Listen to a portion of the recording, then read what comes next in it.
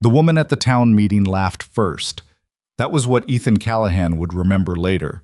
Not the words, not the faces of the men who sat around the table nodding like they already knew the verdict. What he remembered was Margaret Holt laughing, his own sister sitting 2 chairs down from the land commissioner, pressing her handkerchief to her mouth and shaking her head the way people do when something embarrasses them. And Ethan realized in that moment she wasn't embarrassed for him. She was embarrassed of him. "You sent for a wife you never even met," Margaret said, and the laughter moved around the room like a slow fire. "Ethan, what on earth were you thinking?" He didn't answer. He was already thinking about the train. If you've ever waited for something you weren't sure you wanted, drop your city in the comments below.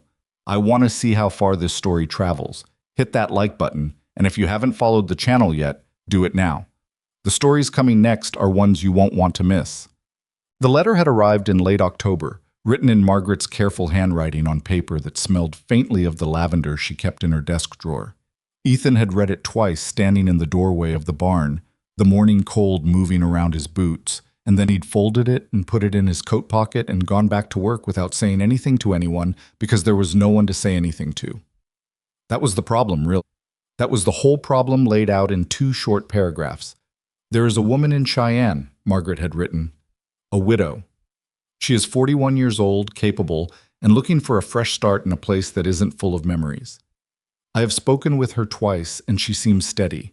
I know you won't go looking yourself, so I went looking for you. Her name is Cora Beckett.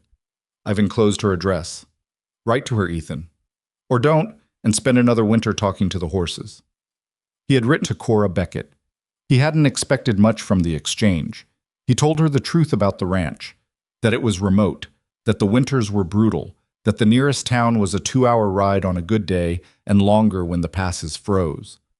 He told her about the cattle, the number of acres under fence, what the soil could produce and what it couldn't. He wrote the way he kept his ledgers, factual, organized, no room for misunderstanding. Her reply came 3 weeks later and was exactly half the length of his letter. She told him she had been married for 9 years to a man who died in a fire 4 years ago. She said she had no children. She said she was not looking for sentiment, only honest work and a place where her past wouldn't follow her around like a dog that wouldn't quit. At the bottom of the page, in handwriting that pressed harder than the rest, she had written, "I won't pretend to be something I'm not. I hope you'll do the same." Ethan had read that line 4 times. He wrote back and said yes. 3 letters followed, each one a little longer than the last. By December, they had agreed on terms, a legal arrangement, a shared roof, division of responsibilities. Cora would arrive on the 14th of January on the afternoon train from Cheyenne. Margaret had facilitated the arrangement and was, in her own words, very pleased with how this was coming together, which mostly meant she'd told half the county about it before Ethan had time to prepare himself for being talked about. The morning before Cora's train arrived, Ethan had driven into Millhaven to collect a crate of salt blocks and ended up standing in front of the feed store for 20 minutes because Hector Briggs came out and stood next to him and said, "So it's true then. You sent off for a woman like she was a piece of farm equipment." "I wrote some letters," Ethan said. "That's not how most men find a wife, Ethan. Most men have more options than I do." Hector laughed, not meanly, just the way men laugh when they don't know what else to say. "Hope she knows what she's walking into." "She does. I told her." "You told her about the winters." "I told her everything." Hector looked at him for a moment. "Everything?" Ethan picked up the crate and put it in the wagon. Everything that mattered. He drove back to the ranch in the kind of silence that follows a conversation you wish you hadn't started. The road home was rutted and iced at the edges where the melt had refrozen overnight, and the horses picked their way carefully, and Ethan sat on the bench with his coat buttoned to the throat, thinking about what everything meant and how much of it he'd actually written down. He had not told Cora Beckett about the drinking. He had told himself it wasn't relevant because it wasn't a habit, just something he did on the nights when the house felt too large and too empty, and the walls started pressing in. He had told himself a lot of things over the years that he only half believed. The ranch looked smaller when he came back to it in the afternoons. It always did. In the mornings it was just work, and he could move through it without thinking too hard. But in the late day when the light came flat and gray across the pasture and the silence had settled back in, the whole place had a way of reminding him how long he'd been out here alone. 7 years. His wife Ruth had died in the spring of 1887 from a fever that took her in 11 days, and Ethan had buried her on the eastern slope under the cottonwoods and come back into the house and gone to bed and woken up the next morning and done the chores because the chores had to get done. That was the thing about a ranch. It didn't stop needing you just because you were falling apart. He spent the rest of the day fixing the latch on the spare bedroom door and sweeping the floor and making sure there were clean linens on the bed. He did not know what kind of woman Cora Beckett was in person, only what she'd put in her letters, and letters showed you the shape of a person but not their texture. He told himself he was being practical. He told himself this was a business arrangement and he was simply preparing the space for a new worker. He told himself that right up until he found himself standing in the spare bedroom doorway, looking at the room and wondering if she would find it too plain. He went to bed early and lay awake for 2 hours, and then got up and checked the livestock and came back in and slept until 4, which was his usual time. The train was due at 2:30 in the afternoon. He arrived at the Millhaven station at 2 o'clock and stood on the platform with his hat in his hands and tried not to look like a man who didn't know what he was doing there. He was not the only one waiting. There were 6 people on the platform, a woman with 2 children, a young man in a new-looking coat, an older couple standing close together saying nothing. Ethan watched the track and listened to the wind move through the eaves of the station roof and tried to remember what he'd written in his last letter. He described himself as best he could.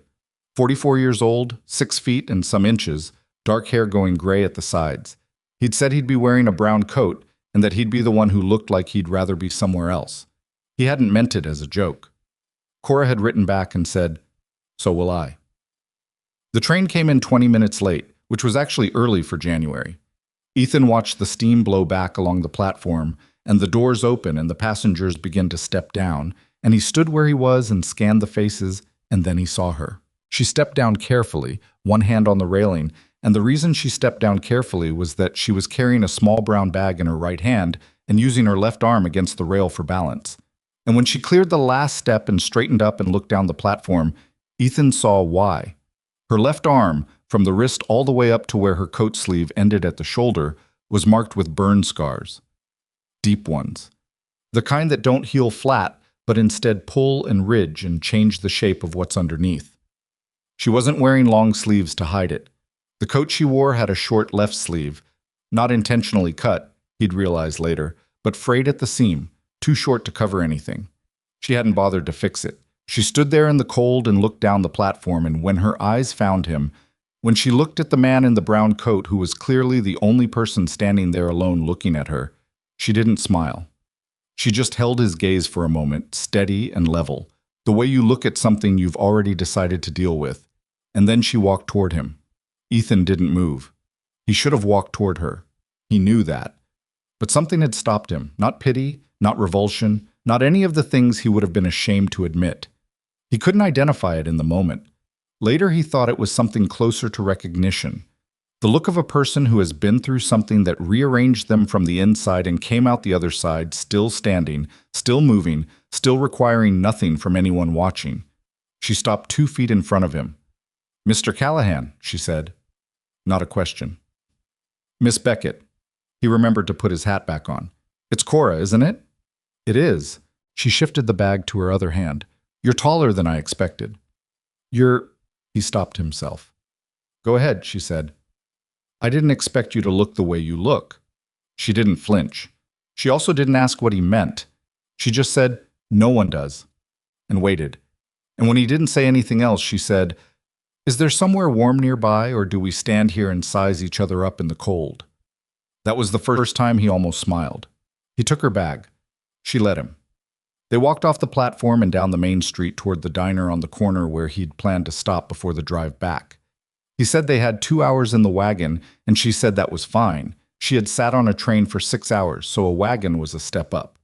He ordered coffee for both of them without asking, and when the cups came, she wrapped her right hand around hers and left the scarred arm resting on the table between them, not hidden under the table, not tucked against her side, just there, like it was the most ordinary thing in the world. He didn't look at it. He looked at her face, which was weathered and composed and not particularly soft, the kind of face that had spent a long time deciding what was worth its expression. "You didn't mention it," she said. "Mention what?" She tilted her chin toward the arm. In your letters. You didn't mention it either. I don't usually lead with it. Neither would I, Ethan said. She looked at him for a moment. Then she picked up her coffee. All right, she said, tell me about the ranch. So he did. He told her about the pasture layout and the well depth and the trouble they'd had the last 2 winters with wolves getting into the cattle pens. He told her about the kitchen garden and how it had been neglected since Ruth died. He said Ruth's name plainly, the way you say a name when you've practiced it enough that it no longer catches, and that the soil was still good if someone wanted to work it. He told her the house had 4 rooms and a root cellar, and that the nearest neighbor was the Pryor family 7 miles east. She listened without interrupting. When he finished, she asked 3 questions. How deep was the well? Did the kitchen stove draw properly? And what was the condition of the root cellar in spring? He told her. She nodded. I can work with that, she said, and finished her coffee. Outside, the wind had picked up. He helped her into the wagon, offered a hand, she took it without comment.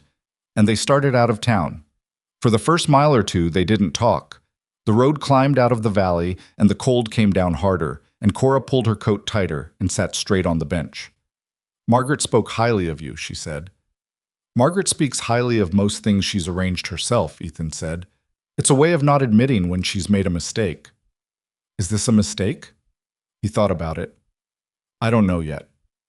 That's honest, she said. I'll take honest. They passed the Holt place, and then the ridge road that turned north toward the Pryor farm, and then the land started to open out, the flat gray of it stretching in every direction with the mountains white behind. Cora didn't comment on it. She watched it go by the way someone watches something they're already calculating rather than admiring. About 40 minutes out, she said, the fire. Since you'll wonder and not ask, it was our house. 4 years ago, February, I got out. My husband didn't. Ethan kept his eyes on the road. I'm sorry. His name was Daniel. He was a good man. Not a perfect one, but a good one. She paused. I was asleep when it started. He went back in for something. I never knew what. And the roof came down. You tried to go after him. She looked at him sideways. How did you know that? The burns go all the way to your shoulder, he said. If you just run out the door, they wouldn't reach that high. She was quiet for a moment. Yes, she said. I tried. He didn't say anything else, and she didn't either, and the horses moved along the frozen road, and the ranch came into view an hour later with the smoke from the chimney he'd kept banked before he left, trailing up into the flat winter sky. She looked at it for a long time as they came down the final approach. It's a good piece of land, she said finally. It is. It looks lonely. It has been, he said. He pulled the horses to a stop by the barn, and they climbed down, and he showed her the house, the kitchen, the main room, the 2 bedrooms with the curtain he'd hung between them in the hallway, like a wall that wasn't quite a wall. He showed her without commentary. She walked through each room with her bag still in hand, looking at the walls and the windows and the floor, the way a person looks at something they're deciding whether they can live in. In the kitchen, she opened the stove and checked the flue and closed it again. She opened the back door and looked out at the yard and then at the kitchen garden, winter dead and matted, just the outlines of rows under the frost. I can get something started in there by April, she said. All right. She set her bag down on the kitchen table. I'm not going to pretend this is going to be easy, she said. I don't know you, you don't know me. We agreed to try. That's what I intend to do. Same, Ethan said. If you have habits I should know about, now's the time. The question sat there between them, direct as anything she'd said on the platform. He thought about the bottle in the back of the pantry. He thought about the particular kind of nights that drove him to it. I'll tell you, he said, when I figure out how to say it right.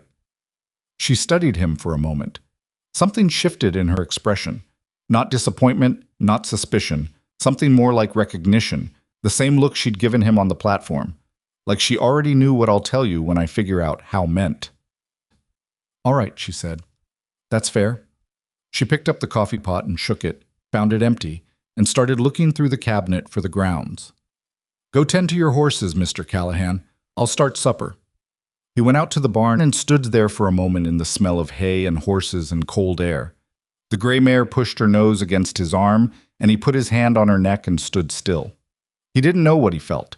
He was not a man who spent a great deal of time examining what he felt. But something had shifted in the last 3 hours, something small and unnameable. And standing there in the barn with the light going down, he thought about a woman who had tried to run back into a burning house and carried the proof of it on her skin every day and never once asked anyone to look away.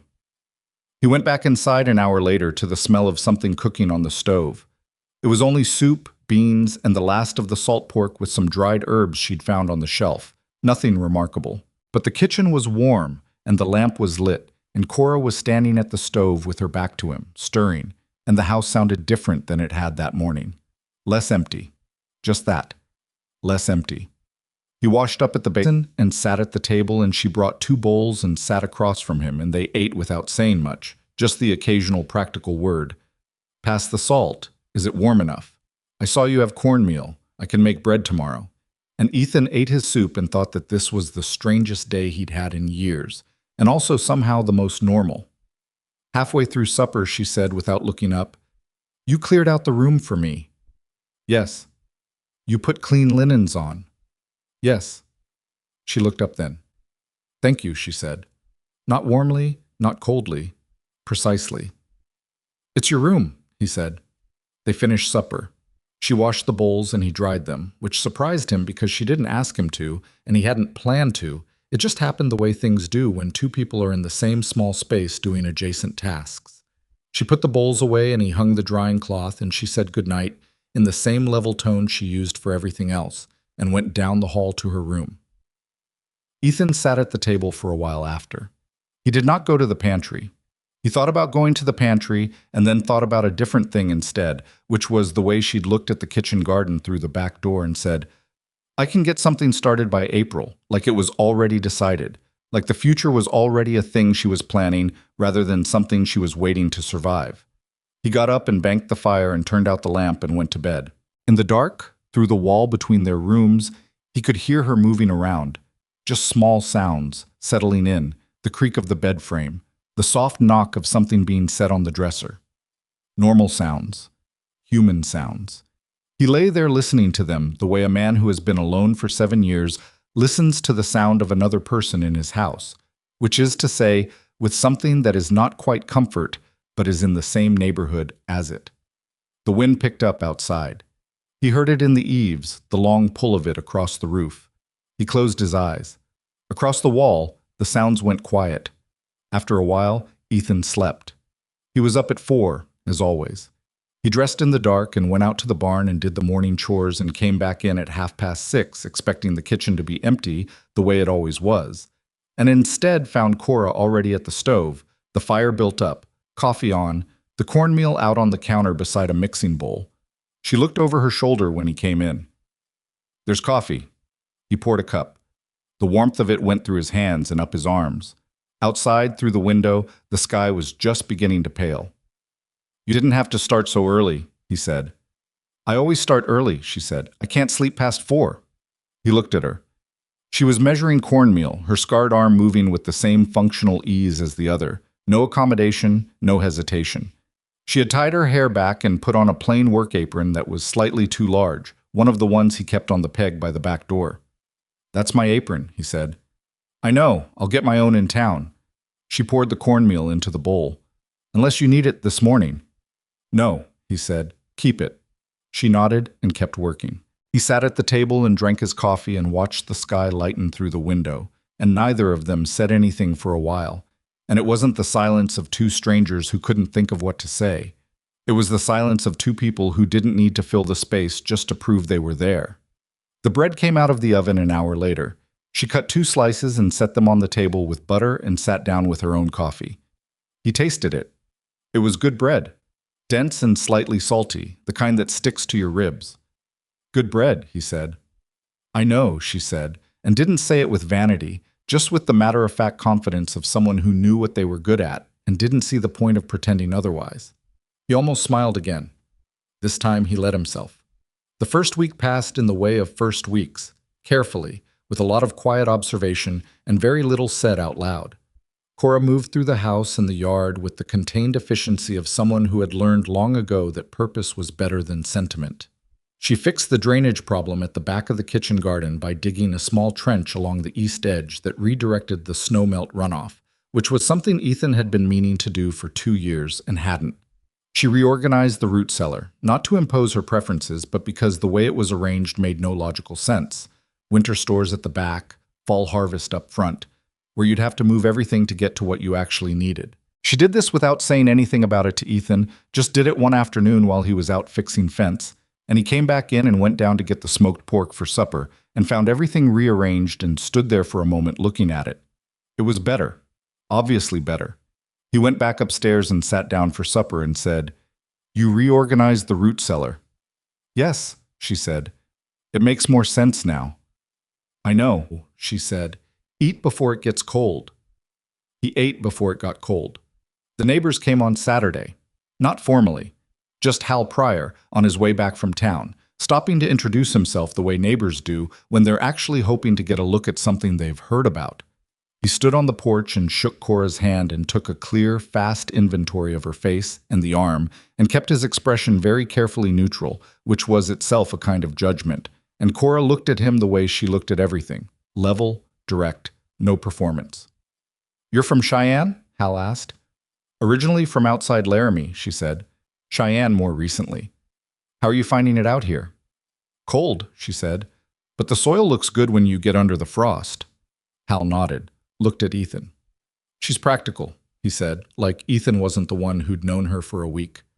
"Yes," Ethan said. "That's good out here." Hal put his hat back on. "A lot of women don't last the first winter." "I've survived worse than winter," Cora said pleasantly, in exactly the tone of voice that closes a conversation without slamming a door. Hal left 10 minutes later.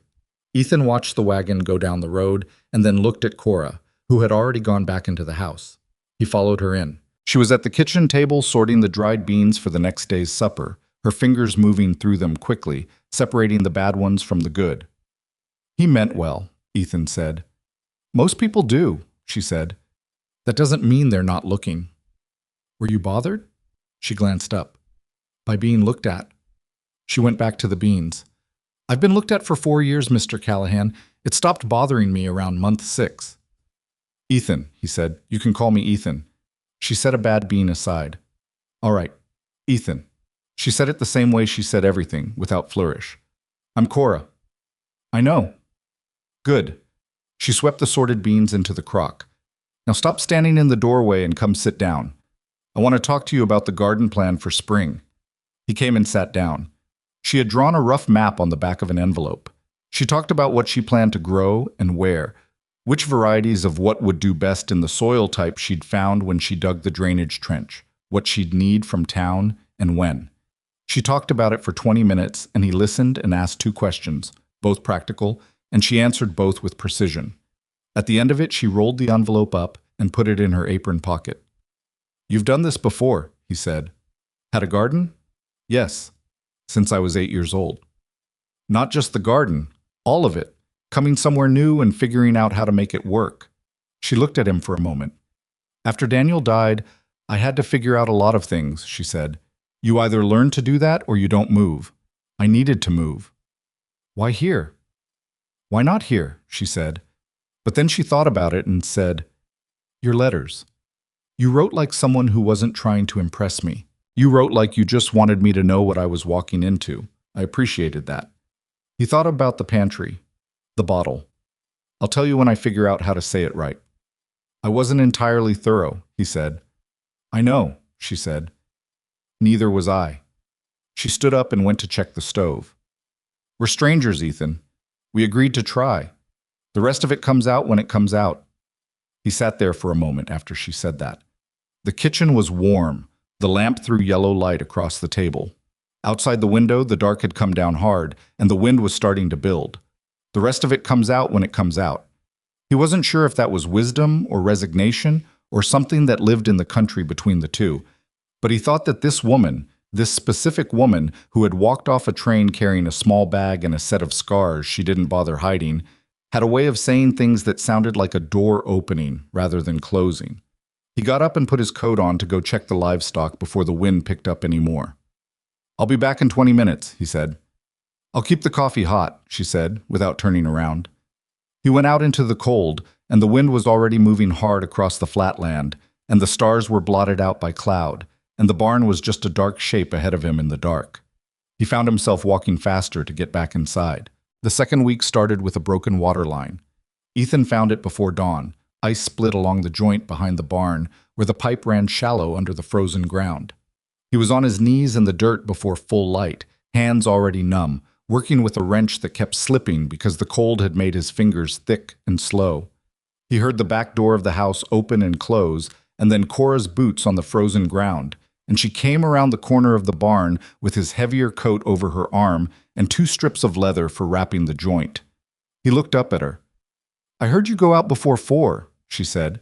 Figured it was something more than the usual. She held the coat out. "Put this on first. You can't hold a wrench if your hands stop working." He took the coat. He didn't argue about it. He changed coats right there in the cold and pulled the leather strips from her and got back to work, and she crouched beside him and held the pipe steady with both hands while he worked the joint, her scarred arm braced against the frozen ground without comment, without any suggestion that it cost her anything. It took 40 minutes. By the end of it, they were both cold enough that talking had stopped feeling worth the effort. He got the joint sealed, and they stood up and he checked the line twice to make sure it held. And then they walked back to the house without speaking, and she put the coffee on while he stood at the basin and ran cold water over his hands until the feeling started to come back. "You knew what leather would do for that joint," he said. "My father had pipes run the same way," she said. "They split every January without fail." "Where did you grow up?" "Outside Laramie, small place. 50 acres, mostly sheep." She poured the coffee. "My father didn't believe in doing things the harder way when the easier way was right there. But the one thing he never fixed properly was those pipes." "Why not?" "Because fixing them properly would have meant admitting they were put in wrong the first time, and my father couldn't do that." She set his cup down. "He was a good man in most ways. That one thing drove my mother halfway to a breakdown every winter." Ethan wrapped his hands around the cup. "What happened to them?" "They're still there. Still with the 50 acres and the sheep." She sat down. "We don't talk much." "Because of Daniel?" She looked at him, not offended, just measuring the question. "Because of a lot of things. Daniel was part of it. They didn't approve of the marriage, and then when he died they felt—" She paused, finding the right word. "Vindicated. Which is about the worst thing you can feel when your daughter's husband is dead." "Did they say that?" "My father didn't have to say it. He had a way of being right without saying a word that was worse than anything he could have put into language." She drank her coffee. He drank his. The kitchen was warming up. "I'm sorry," he said. "About all of it." "Which part specifically?" "The part where you lost your husband and then your family made you feel like it was something you deserved." She set her cup down, looked at him for a moment with an expression he couldn't quite read. "You're more perceptive than you let on," she said. "I don't have much else to do out here but pay attention," he said. That almost made her smile. He could see it at the corner of her mouth, the place where it almost went before she pulled it back. She got up and started on the breakfast, and he sat there watching the window lighten, and the morning moved on. The way mornings do on a ranch, always something waiting at the edge of the last thing that needed doing. The days developed their own shape, not a routine exactly, more like a rhythm, the way 2 instruments find a shared tempo without anyone counting. He handled the cattle and the fencing and the structural work on the outbuildings. She handled the house, the garden planning, the food stores, and increasingly the record keeping, which he'd been doing badly for years in a ledger he kept on the kitchen shelf that looked like evidence of a man who understood cattle far better than numbers. She found it on a Wednesday in late January, took it off the shelf and opened it, and sat down and spent an hour going through it without saying a word. He came in from the barn and found her at the table with the ledger open and a separate piece of paper covered in her small, precise handwriting. "You're record keeping," she said, in the tone of someone who has found something concerning and is deciding how direct to be. "I know. You've been undercharging prior for the grazing lease by $12 a year for 3 years. How's a neighbor? How's a neighbor who is paying you less than the land is worth because you've never corrected the original figure?" She turned the page. "And you've been carrying a debt to Millhaven Feed and Grain since September that should have been settled in October. The interest on it is eating into your spring margin." Ethan sat down. "How bad?" "It's manageable, but only if you pay attention to it." She slid the paper across the table. I've written out what needs to be done and in what order. The prior lease needs to be corrected at renewal in March. The feed debt needs to be paid by the end of February at the outside. He looked at her handwriting. It was a clear, orderly list. No judgment in the way it was written, just facts in sequence. You didn't have to do this, he said. I know I didn't have to, she said. But if we're going to make this place work, then we both need to know what it actually looks like. I can't help manage something I don't understand. He looked up. She had said we. Not in a claiming way, not with any particular emphasis, just matter-of-factly, the way you say we when you mean it. All right, he said. Thank you. Don't thank me yet. Wait until the figures actually improve. She closed the ledger.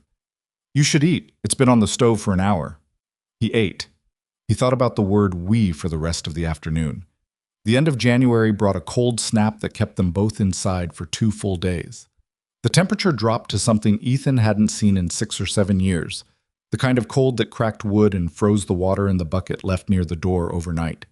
They kept both stoves burning, and Ethan went out twice to check the cattle and came back both times with ice in his beard and fingers that needed warming before he could do much else. On the second evening, the confinement had a particular quality. The house was warm and the wind was hammering at the walls, and they'd run out of practical things to discuss. Cora was mending, a pair of his work gloves that had split at the thumb seam, and Ethan was at the table doing nothing in particular, which was unusual enough that Cora looked up from her work twice in the span of 10 minutes. What is it? She said the second time. Nothing. That's not nothing. You've been sitting there looking at the wall like it owes you money. He almost laughed. He didn't quite. Nights like this, he said, and didn't finish the sentence. What about nights like this? He got up and went to the pantry.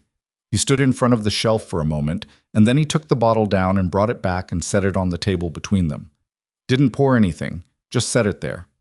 Cora looked at the bottle and then at him. She set the gloves down in her lap. There it is, she said. I told you I'd say it when I figured out how, he said. I haven't figured out how, but there it is. How often? Not often. Weeks will go by. Then a night comes along and he looked at the bottle. I don't like the way the house sounds when the wind gets up like this and everything else goes quiet. What does it sound like? Too big, he said. Too much space and not enough in it. She looked at him for a moment. Then she said, How long has it been since Ruth died? 7 years in April. And you've been out here alone that whole time? Yes. She picked the gloves back up and looked at the split seam. I'm not going to lecture you, she said. I don't have the right, and I wouldn't know where to start. She glanced up. But I'll ask you one thing, and I want you to answer it straight. All right. Does it help? Honestly? He thought about it. He thought about the mornings after, the way the house looked the same and the problem sat in the same place it always had, unchanged and patient. No, he said. Not really. It just moves the clock forward a few hours. That's what I thought. She went back to the mending. Then put it back on the shelf and come sit down. If you need the clock to move forward, we can talk. He looked at her. You'd rather talk than sit in the quiet. I'd rather neither of us spend a cold night like this the way you've been spending them, she said simply. Put the bottle away and come sit down, Ethan. He put the bottle back. He came and sat down, not at the table but in the chair closer to the stove, and Cora kept sewing and the wind kept working at the walls. And after a while he started talking. Not about anything in particular at first. The cattle, the spring plans, a fence repair he'd been putting off. And then, without intending to, he started talking about Ruth. Just small things. The way she'd kept the kitchen organized differently than Cora did. The argument they'd had the winter before she died about whether to sell the North 40 acres. An argument she'd won and had been right to win, though he'd never said so before she got sick. He talked for a long time. Cora listened and sewed and didn't try to say the right thing because she didn't reach for the right thing the way most people did. She just listened and occasionally said something short and direct that showed she was actually paying attention rather than just waiting for a pause she could fill. At some point, she set the mended gloves on the side table and folded her hands in her lap. Tell me what it's like, she said. The actual inside of it. Not what happened, what it's like. He looked at her. What's like? The loneliness. The real shape of it. Nobody had ever asked him that. In 7 years, not once. People had expressed condolences and admired his self-sufficiency, and occasionally suggested he ought to get back out into the world, but nobody had ever sat across from him and asked about the shape of the thing he was living inside. He was quiet for long enough that she said, "You don't have to." "No," he said. I'm trying to find the right words for it." He looked at the stove. "It's like being in a room with a door, and the door isn't locked. You can go through it any time you want, but every time you go through it, you come back and you're still in the same room. And after a while, you stop going through the door because there's no point. The room is just the room." She didn't say anything right away. She looked at the fire through the grate of the stove. "I know that room," she said finally. "I know you do." She turned to look at him.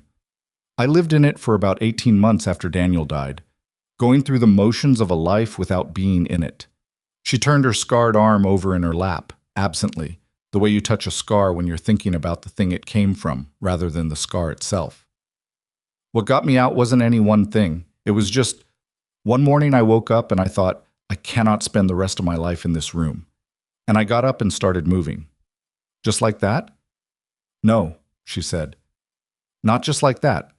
It took another 6 months and a lot of bad days before the moving actually went somewhere.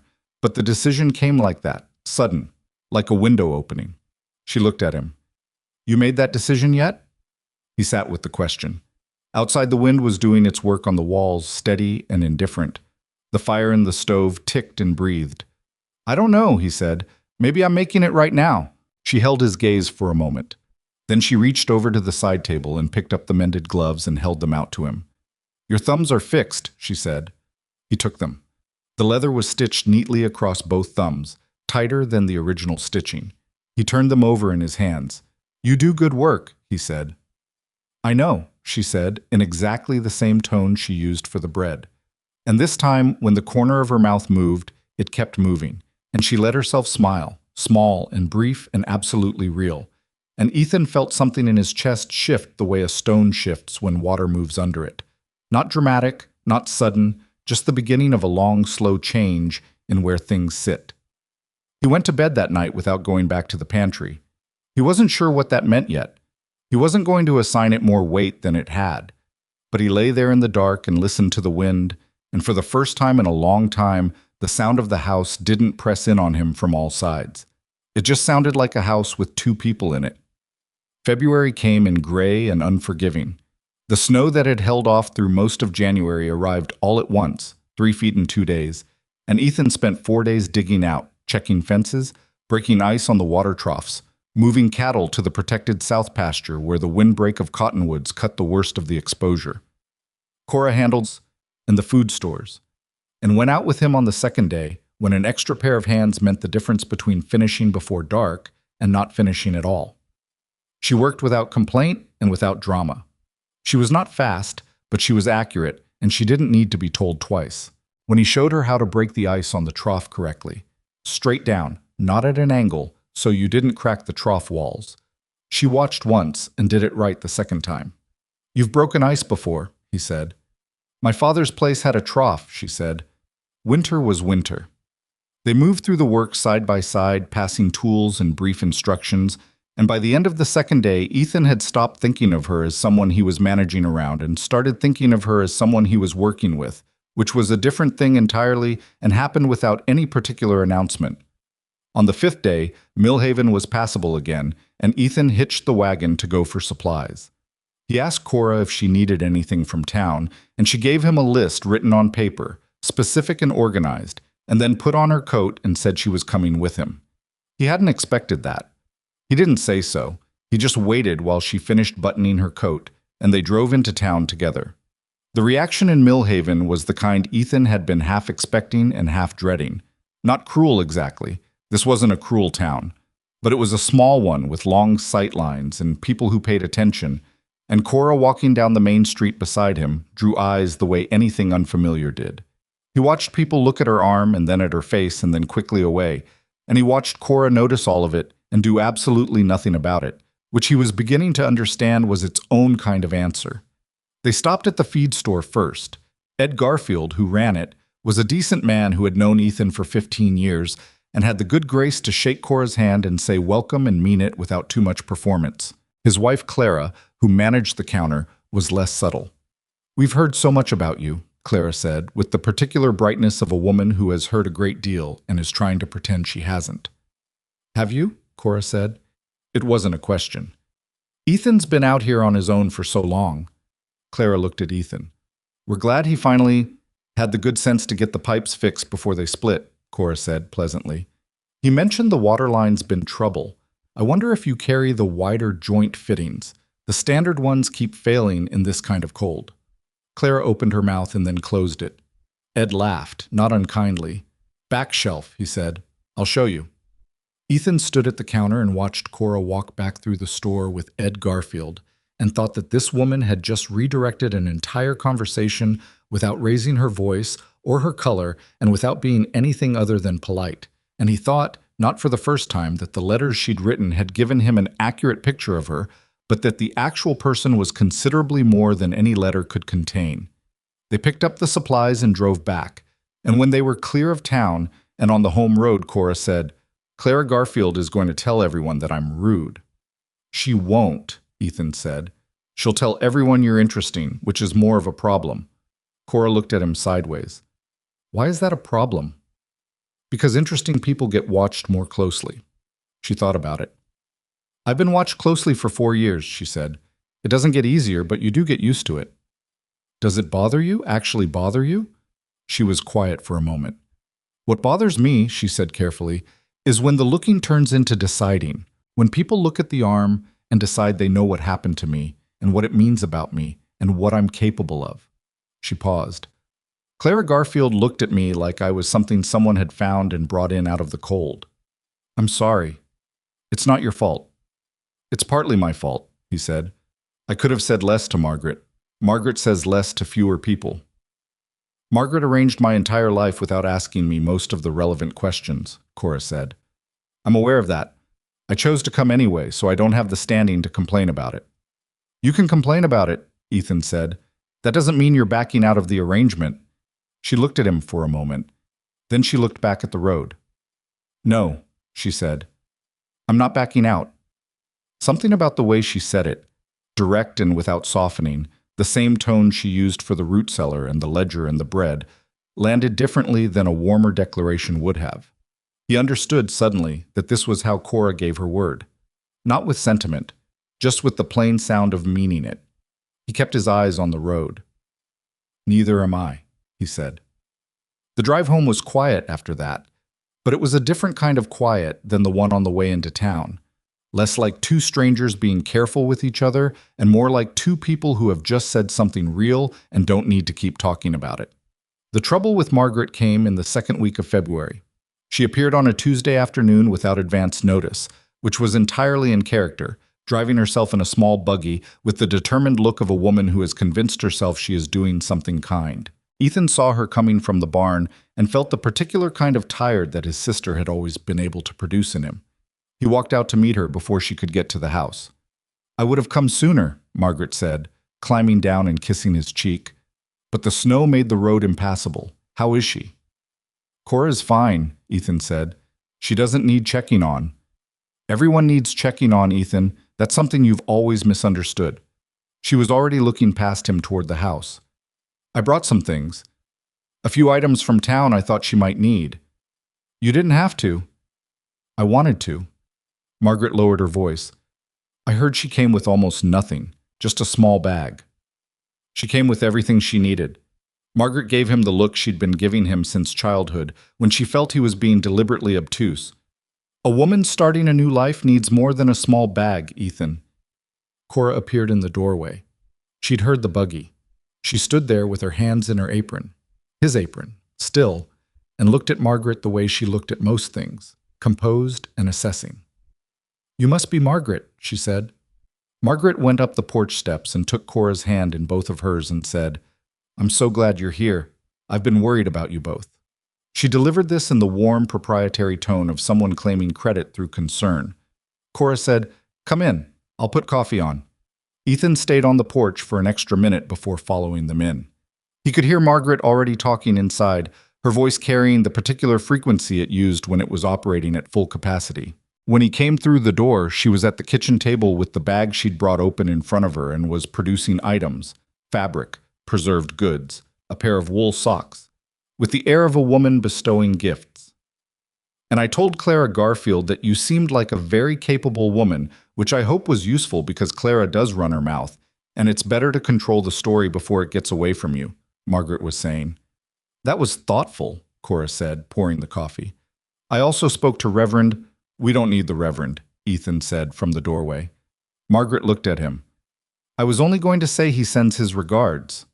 "Send them back." Cora set the cups down and sat. Margaret looked at her arm. A quick, careful look, the kind that tried to be invisible and wasn't, and then at her face, and then made a small noise that was trying to be sympathetic and landed somewhere adjacent to pity, and Ethan saw Cora notice it and file it away. "You've made it very cozy in here," Margaret said, looking around the kitchen. "It's a functional kitchen," Cora said. "Ethan kept everything in decent order. I just reorganized a few things."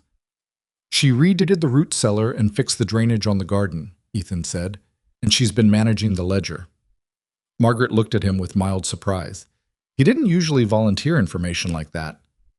"I had a lot of time on the train," Cora said, as though that explained all of it. She sipped her coffee. Margaret stayed for 2 hours.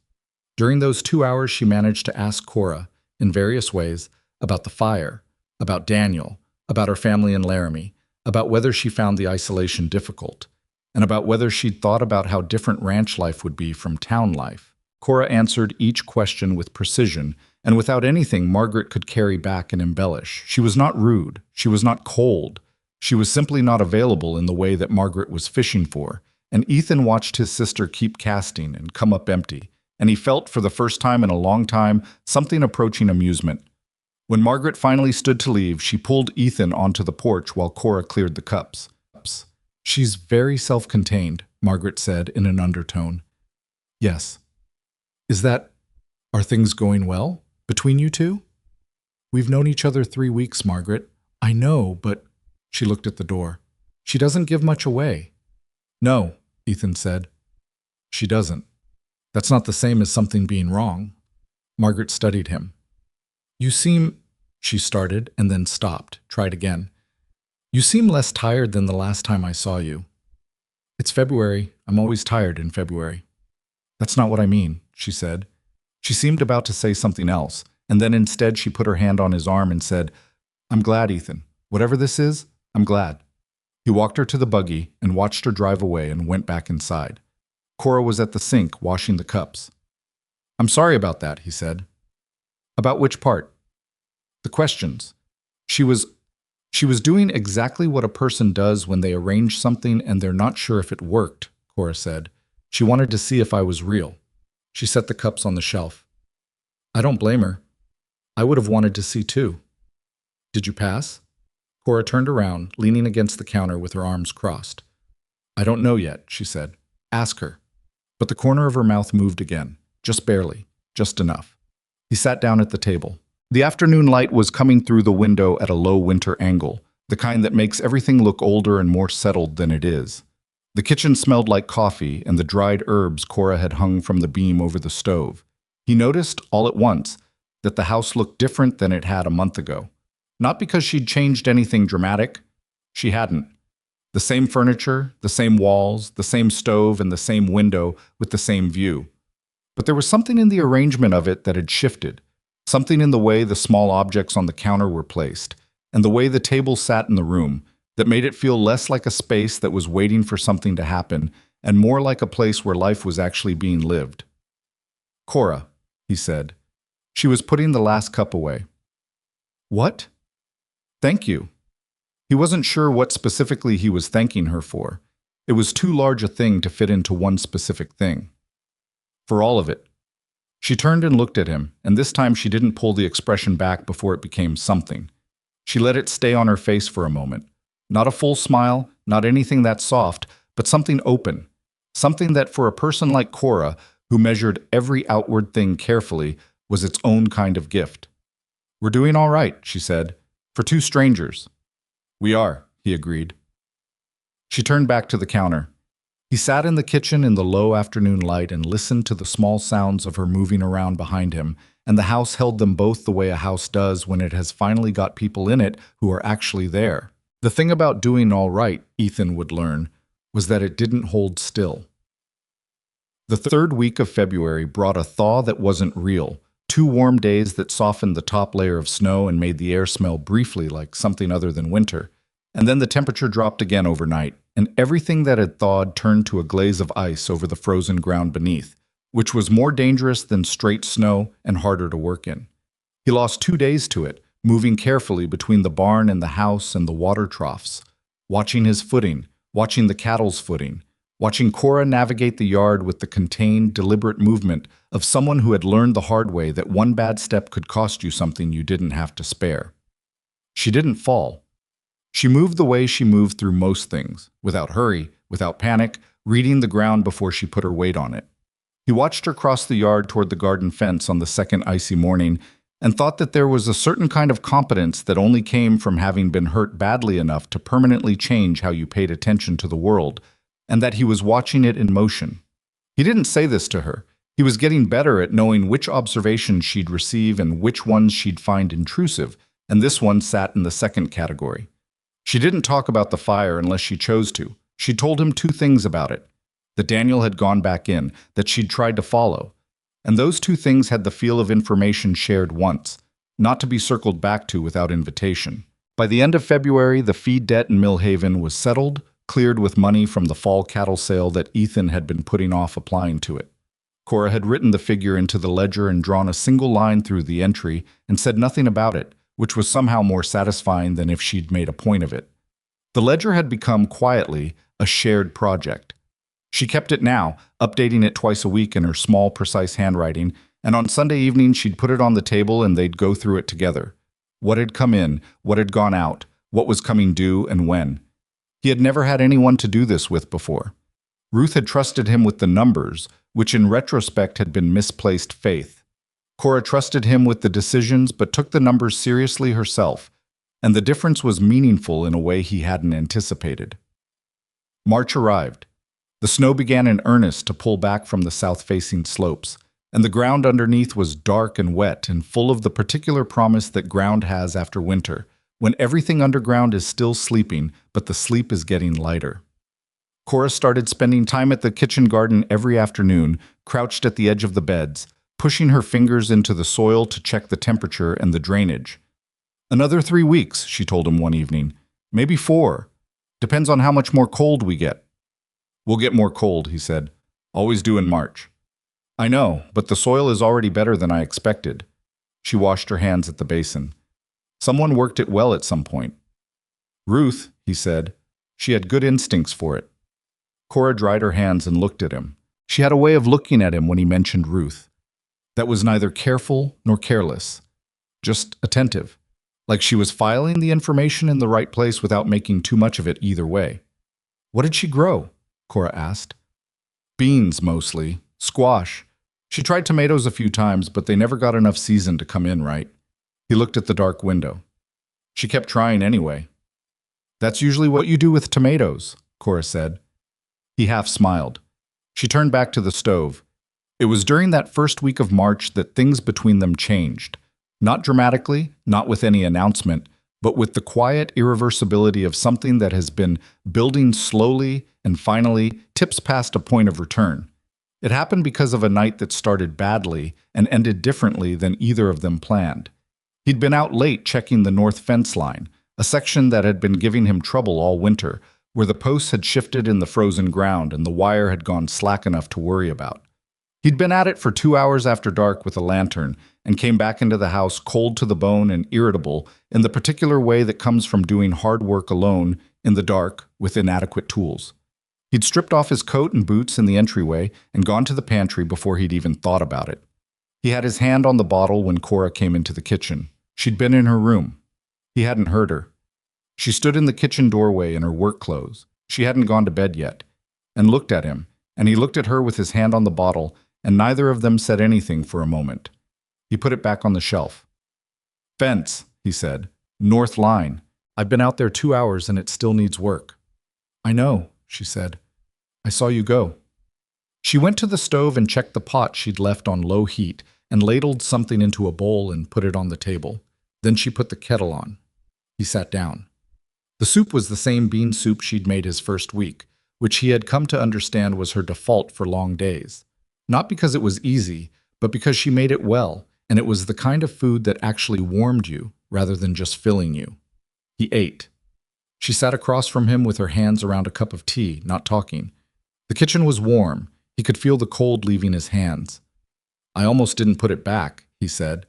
She looked at him over the rim of her cup. "But you did. Because you walked in." "That shouldn't be the reason," she said. "The reason should come from you." "I know." He set the spoon down. "I know that. I'm just telling you the truth about what happened." She looked at him for a long moment. Then she set her cup down and placed her forearms on the table, the scarred one alongside the other, and leaned forward slightly the way she did when she was going to say something that required him to pay attention. "Tell me what it's actually like," she said. "Inside that. Not the mechanics of it. Not, I reach for it when the nights are hard. Tell me what you feel right before you reach." He had not expected that question. He sat with it. "It's like pressure," he said finally. "From the inside, like something is pushing against the walls of your chest, and if you don't do something to let it out, it's going to find its own way." He looked at the table. "The bottle makes the pressure drop for a few hours. That's it. I know that's all it does." "What's the pressure made of?" she said. "What's actually in it?" He looked up at her. "Why does that matter?" "Because if you know what's in it, you can find other ways to let it out," she said. "The bottle is just the fastest door you've found. It doesn't mean it's the only one." He thought about this for a long time. She waited. She was better at waiting than anyone he'd ever met. "Grief," he said finally. "Some of it is grief. Ruth.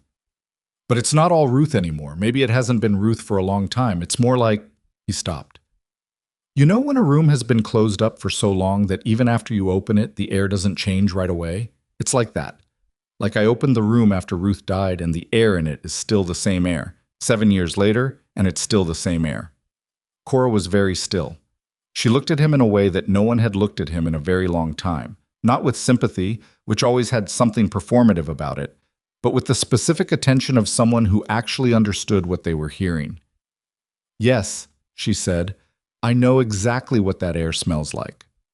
"How did you change it?" he said. "How do you change the air in a room that's been closed too long?" She took a slow breath. "You let people in," she said, "even when every part of you says not to, because the last time you let someone in, they left and the room got worse." She looked down at her scarred arm. "You let them in anyway. And the air changes, not all at once, not in a way you notice right away, but it changes." The kitchen was quiet except for the fire. "You've been letting me in," he said. Not a question, an observation he hadn't quite made until he said it aloud. "I've been trying to," she said. "You have too. You're just slower at it." "I know." "That's all right," she said. "Slow is not the same as never." She picked up her cup again. He looked at the scarred arm on the table between them and thought about what she'd told him the first week, that she'd tried to go back in, that she'd known, somewhere in those seconds, that the house was coming down and had gone toward it anyway. He thought about what it cost a person to make that kind of choice and carry the evidence of it on their body every day, and he thought about what it said about the kind of person who could do that and then get up the next morning and keep going. "Can I ask you something?" he said. "You can try," she said. "When you went back in, after Daniel." She looked at the table for a moment. "I wasn't thinking," she said. That's the honest answer. There was no decision. I just went. She turned the cup in her hands. "Later, when I was in the hospital, I had a lot of time to wonder about it. Whether it was brave or stupid or just instinct, I still don't know. I suspect those 3 things aren't as different as we like to believe." "You loved him?" "Yes," she said. "I did. Not in the way people write songs about, not swept away love, steady love, the kind that builds up over years of small things." She looked at him. "Daniel was steady. That's what I loved most about him. He never rattled." "You miss that." "Every day." She said it plainly, without making it a wound or a shield. "But I've learned something in 4 years that I wouldn't have believed when I was living inside the worst of it." "What's that?" "That you can miss someone completely and still want to be alive," she said. Those two things don't have to fight each other. For a long time, I thought they did. Ethan looked at her. In the lamplight, her face was composed and direct, the way it always was. But there was something visible in it tonight that wasn't usually there, something that came from saying true things out loud to someone who could receive them without making them smaller. I think I've been waiting, he said, for those two things to stop fighting each other and just not doing anything in the meantime. I know, she said. I could see that. She paused. You're a good man, Ethan.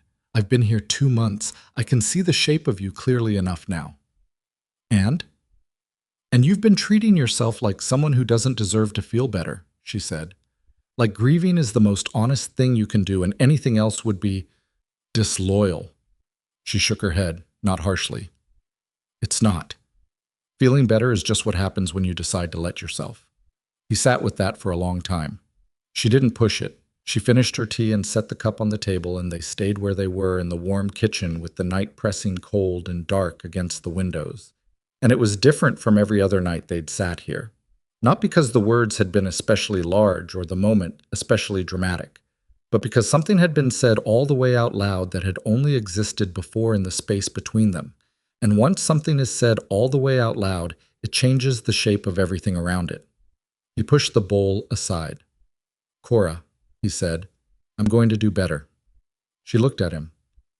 I believe you, she said. And then, don't say it to me. Say it to yourself. He held her gaze for a moment.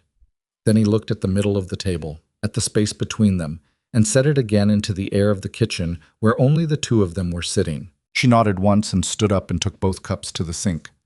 Go to bed, she said. The fence will still be there tomorrow. He went to bed. He lay in the dark and thought about steady love and the air in closed rooms, and two things that didn't have to fight each other, and at some point he slept without realizing he was going to. The days after that had a different weight to them. Nothing dramatic. He went back out to the north fence and finished the repair properly this time, and Cora started turning the kitchen garden beds while the soil was still soft enough to work. He watched her from the barn one afternoon, working the long-handled fork through the dark earth, her left arm taking its share of the weight, the same as the right. She wasn't graceful doing it. It was hard physical work, and she looked like someone doing hard physical work, red-faced and methodical. But she moved through it without stopping, and by late afternoon, 3 of the 5 beds were turned and ready. He went out at the end of it and said, You should have asked me to help. You had the fence, she said. I finished the fence at noon. She looked at him. Then you should have offered. Fair point, he said. He took the fork and did the last 2 beds while she went in to start supper. When he came in an hour later, she had the table set and the food ready, and she poured him coffee without being asked, and they ate in the comfortable silence that 2 people fall into when they've been working alongside each other long enough that the silence doesn't require filling. After supper, Hal Pryor's boy Tommy showed up at the door. I was 16 and doing the rounds his father usually did, checking on the neighboring properties, because Hal had wrenched his back hauling hay and couldn't ride. He stood on the porch with his hat in his hands and looked past Ethan at Cora, setting the dishes to dry, and said, Evening, Mrs. Callahan. It was the first time anyone had called her that. Ethan watched Cora's hands pause, just briefly, over the bowl she was drying. Then she turned and said, Evening, Tommy. Tell your father I'll send something over for his back if he'll send word what's helpful. Yes, ma'am, Tommy said. He delivered his message. A fence post needed checking on the shared property line, a loose steer Hal had seen near the eastern draw that might be Ethan's, and went. Ethan closed the door and turned around. Cora had gone back to the dishes. He stood in the entryway for a moment. Mrs. Callahan, he said. She didn't turn around. I heard. It's a name, she said. It doesn't have to mean anything more than that right now. He nodded, even though she couldn't see it. All right. But he thought, pulling on his coat to go check the eastern draw for the steer, that a name meant something, no matter what you said about it. That the reason Cora's hands had paused over the bowl was because it had landed somewhere it wasn't entirely expected, and the landing had felt like something. He found the steer in the eastern draw where Hal's boy said, a young one that had pushed through a weak spot in the fence, too curious for its own good. He walked it back toward the barn in the thickening dark, talking to it the way you talk to cattle, low and steady, not trying to make it mean anything, just keeping the sound going so the animal knows where you are. The steer went along without much fuss. He thought about Tommy saying Mrs. Callahan in Cora's hands going still above the bowl. He thought about what it would take to deserve that name. Not in the legal sense. They were married in the legal sense. The paperwork had been handled through Cheyenne before her train arrived. But in the other sense, the one that had nothing to do with paperwork. He put the steer in the small pen and closed the gate and stood there for a moment in the cold, in the smell of the cattle and the dark, and thought about what Cora had said about steady love, the kind that builds up over years of small things. He was not a man who believed in signs, but he thought that 2 months of broken ice and soup on the stove and ledger columns, and a woman who went to the fence with leather strips before he thought to ask, was the beginning of something being built. And it was being built in the only way anything real ever got built out here, which was one day at a time with no guarantee about how it would turn out. He went back inside. Cora was at the table with the ledger, updating the week's figures. She looked up when he came in. "Was it yours?" "Yes, young one. He's in the pen for now." She nodded and went back to the ledger. He took his coat off and washed up and sat down across from her and watched her write in the small, precise handwriting that he had come to find as familiar as the view out the kitchen window. "Cora." "What?" She didn't look up. "I want to tell you something." She set the pen down and looked at him. She had learned to recognize when he was going to say something that required her full attention rather than the divided kind, and she gave it to him now without asking what it was first. "I haven't had a drink since the night I put the bottle back when you walked in," he said. "That was 3 weeks ago." She looked at him steadily. "I know," she said. "I've been paying attention." "I know you have." He held her gaze. "I wanted you to know that I've been paying attention too, that it wasn't an accident those 3 weeks. I made a decision, and I've been making it again every time it needed to be made." Something moved across her face. Not large, not dramatic, just a small, precise shifting of something that had been held tight for a long time. "Good," she said. And then, after a moment, "I'm proud of you for that." He wasn't sure he'd heard those words directed at him in a very long time, if ever in quite that tone. Not with pride the way a parent says it, but with pride the way an equal says it, someone who knows what it cost and is accounting for the full weight of it. He looked at the table. "Thank you," he said. She picked up the pen. He got up and put the kettle on and made them both tea, which was something he'd started doing in the evenings because it was something she liked, and brought it to the table and set her cup beside the ledger without interrupting what she was writing. She reached over and touched his hand once, briefly, just a light touch on the back of his knuckles, and then went back to the ledger. He sat down with his tea. The kitchen was warm. The fire in the stove made its small sounds. Outside the window, the first real signs of late winter releasing its grip were visible in the way the dark looked, less solid than it had been, less permanent, like the night itself was starting to let something through. He sat there in the kitchen with his tea getting warm in his hands, and thought that he didn't know exactly what this was, what they were building toward, what shape it would eventually take. But he knew it was real. He knew it the same way he knew the soil was ready to work before it looked ready, by the feel of it, by what it gave back when you pressed. He opened the ledger to the back page where there was still blank space and said, "What do we need from town this week?" She told him, and he wrote it down, and they sat at the table together in the lamplight while the last of the winter dark pressed itself against the glass outside, and they made their small practical plans for the days ahead, which was, in the end, the only way Ethan had ever known how to say that he intended to keep showing up. The next morning he was at the north fence again by 5, not because it needed more work, but because there was a post 3 sections down that had been bothering him for weeks, and he'd been putting it off. He dug it out and reset it in the gray pre-dawn, working by feel as much as sight. And by the time the sky started to pale, he had it solid and the wire restrung and tensioned properly. And he stood back and looked at the line of fence stretching away in both directions, taut and even. It was just a fence. It was just one fixed post among dozens that still needed attention and hundreds of things on the ranch that needed doing. But he stood there looking at it in the early light and felt something he hadn't felt in a long time. Not happiness exactly, not any kind of arrival or resolution. Something simpler and more functional than that. The feeling of someone who has decided to take care of something and then taken care of it. He walked back toward the house. Smoke was already coming from the chimney. Through the kitchen window he could see the lamp, the warm yellow shape of it against the gray morning. He went inside. April came the way it always did on the high plains. Not gently, not with any of the softness that people who hadn't lived there imagined when they thought of spring. It came in fits, 3 warm days followed by a cold snap, mud that froze overnight and thawed again by noon, the ground never quite committing to one state or another. But the light changed. That was what Ethan noticed first every year.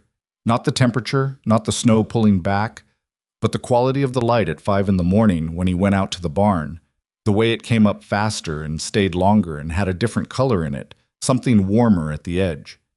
Cora noticed it too.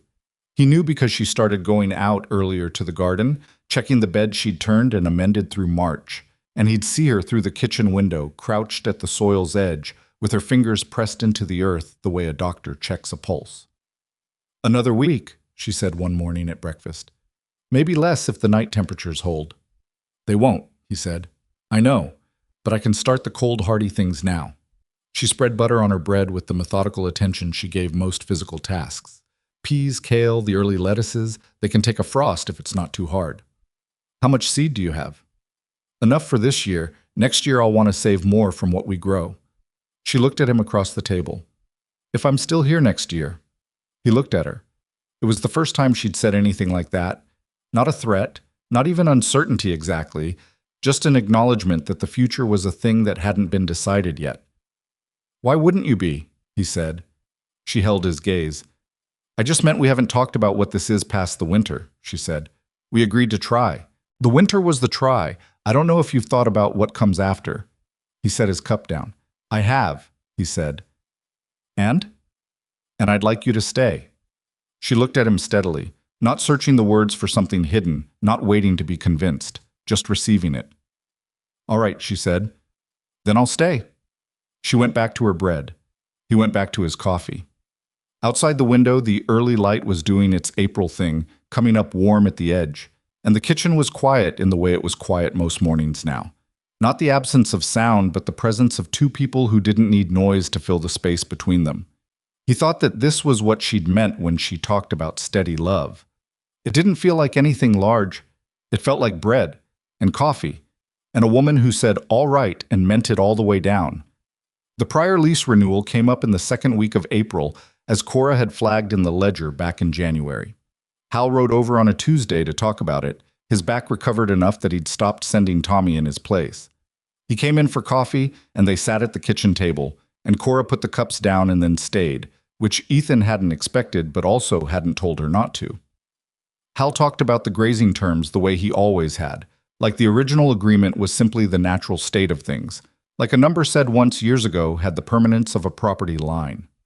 "Same as always then," Hal said, setting his cup down. $8 the season, North grazing rights through October. Ethan looked at the ledger, which was open on the table to the page Cora had prepared. He'd gone over it with her the night before. "It's going to be 10 this year, Hal," he said.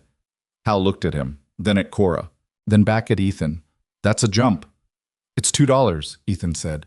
"The land's worth 12. You know that as well as I do. We've had the same agreement for 6 years. "I know, that was my mistake." Ethan kept his voice even. "I should have adjusted it 2 years ago at least. 10 is still a fair price." Hal's jaw moved. He was not a bad man. Ethan had said as much to Cora when she'd first flagged the underpayment, and he still believed it. But he was a man who operated on inertia when inertia was working in his favor, and being asked to give up an advantage he'd gotten used to was not something he took naturally. "I'd need to think on it," Hal said. "That's fine," Ethan said. "You've got 2 weeks before the spring grazing starts. Let me know before then." After Hal left, Cora cleared the cups without comment. "He'll come back," Ethan said. "I know," she said. "He doesn't have better pasture available, and he knows it. He just needed to feel like he had a choice in the matter." "Most people do." She looked over her shoulder at him. "You handled that well." "You prepared the ledger page so I didn't have to remember the numbers under pressure," he said. "That was half of it." "The half that speaks is still the harder part," she said.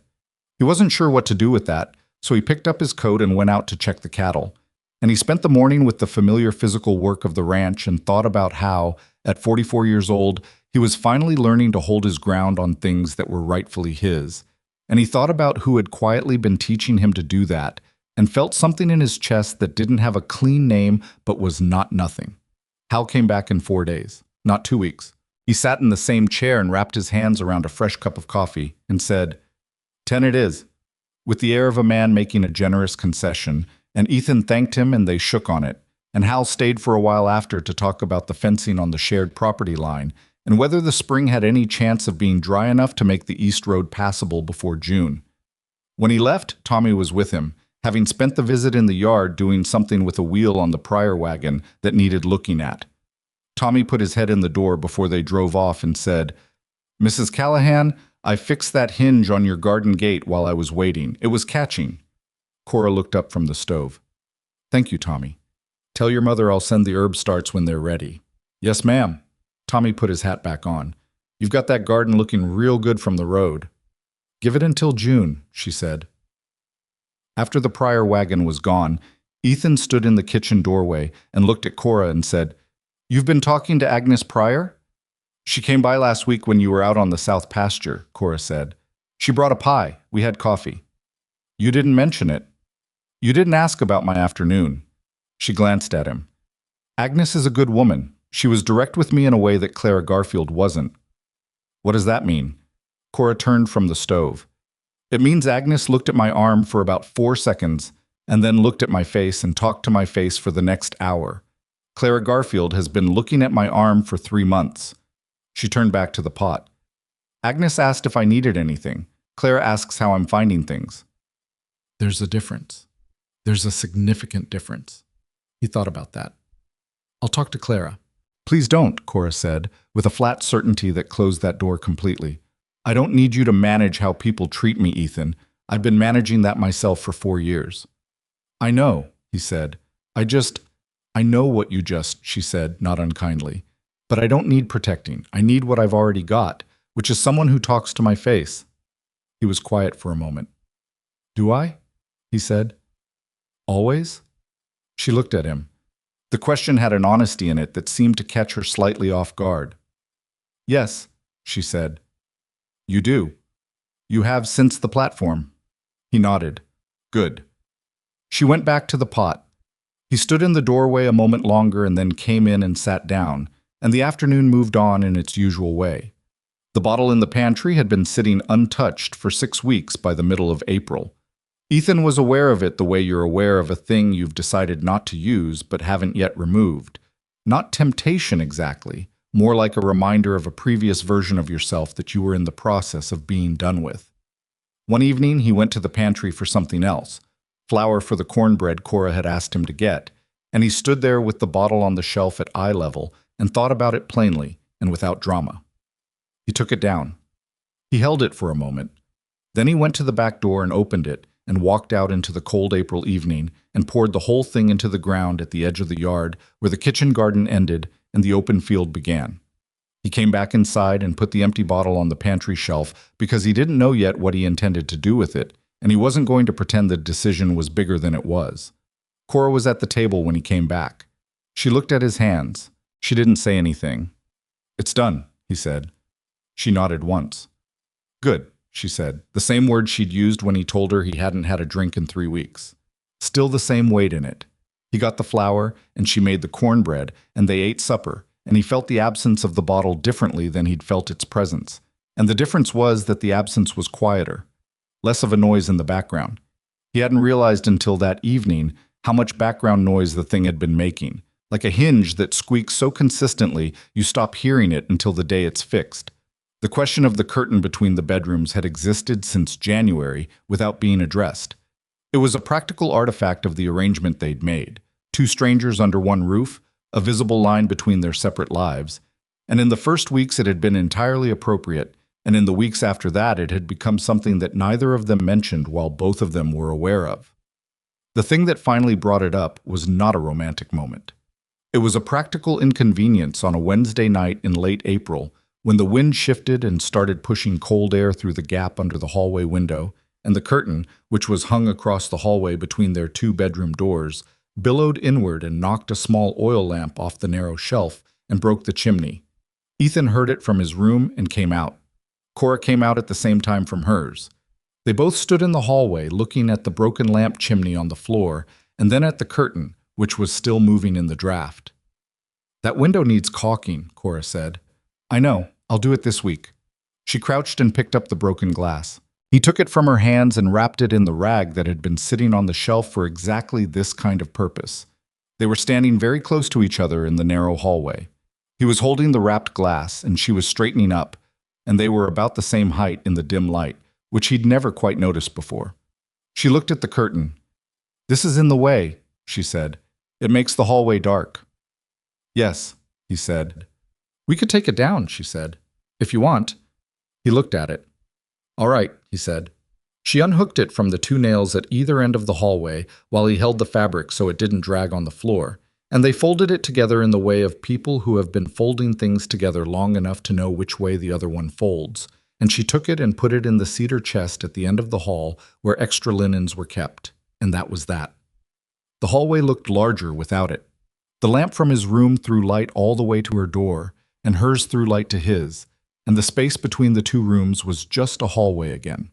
He went back to his room, and she went back to hers, and he lay in the dark and listened to the small sounds of her settling in, which were familiar to him now the way most things about her were familiar to him, and he thought that taking down a curtain was not the same as anything being resolved or decided. It was just the removal of a thing that had been marking a distance that no longer accurately described the actual distance. He slept. The first week of May, the garden came alive. It happened faster than even Cora had expected. 4 warm days in a row after a soaking rain, and the beds she'd planted in April went from bare earth to visible green almost overnight. She walked the rows every morning in a way that reminded Ethan of how he checked the cattle, counting and assessing, touching the leaves to check for frost damage. He went out one morning with his coffee and stood at the garden fence and watched her. "It's doing well," he said. "Better than last year's must have," she said, not looking up. "The soil's been improved. She knew what she was doing, your Ruth."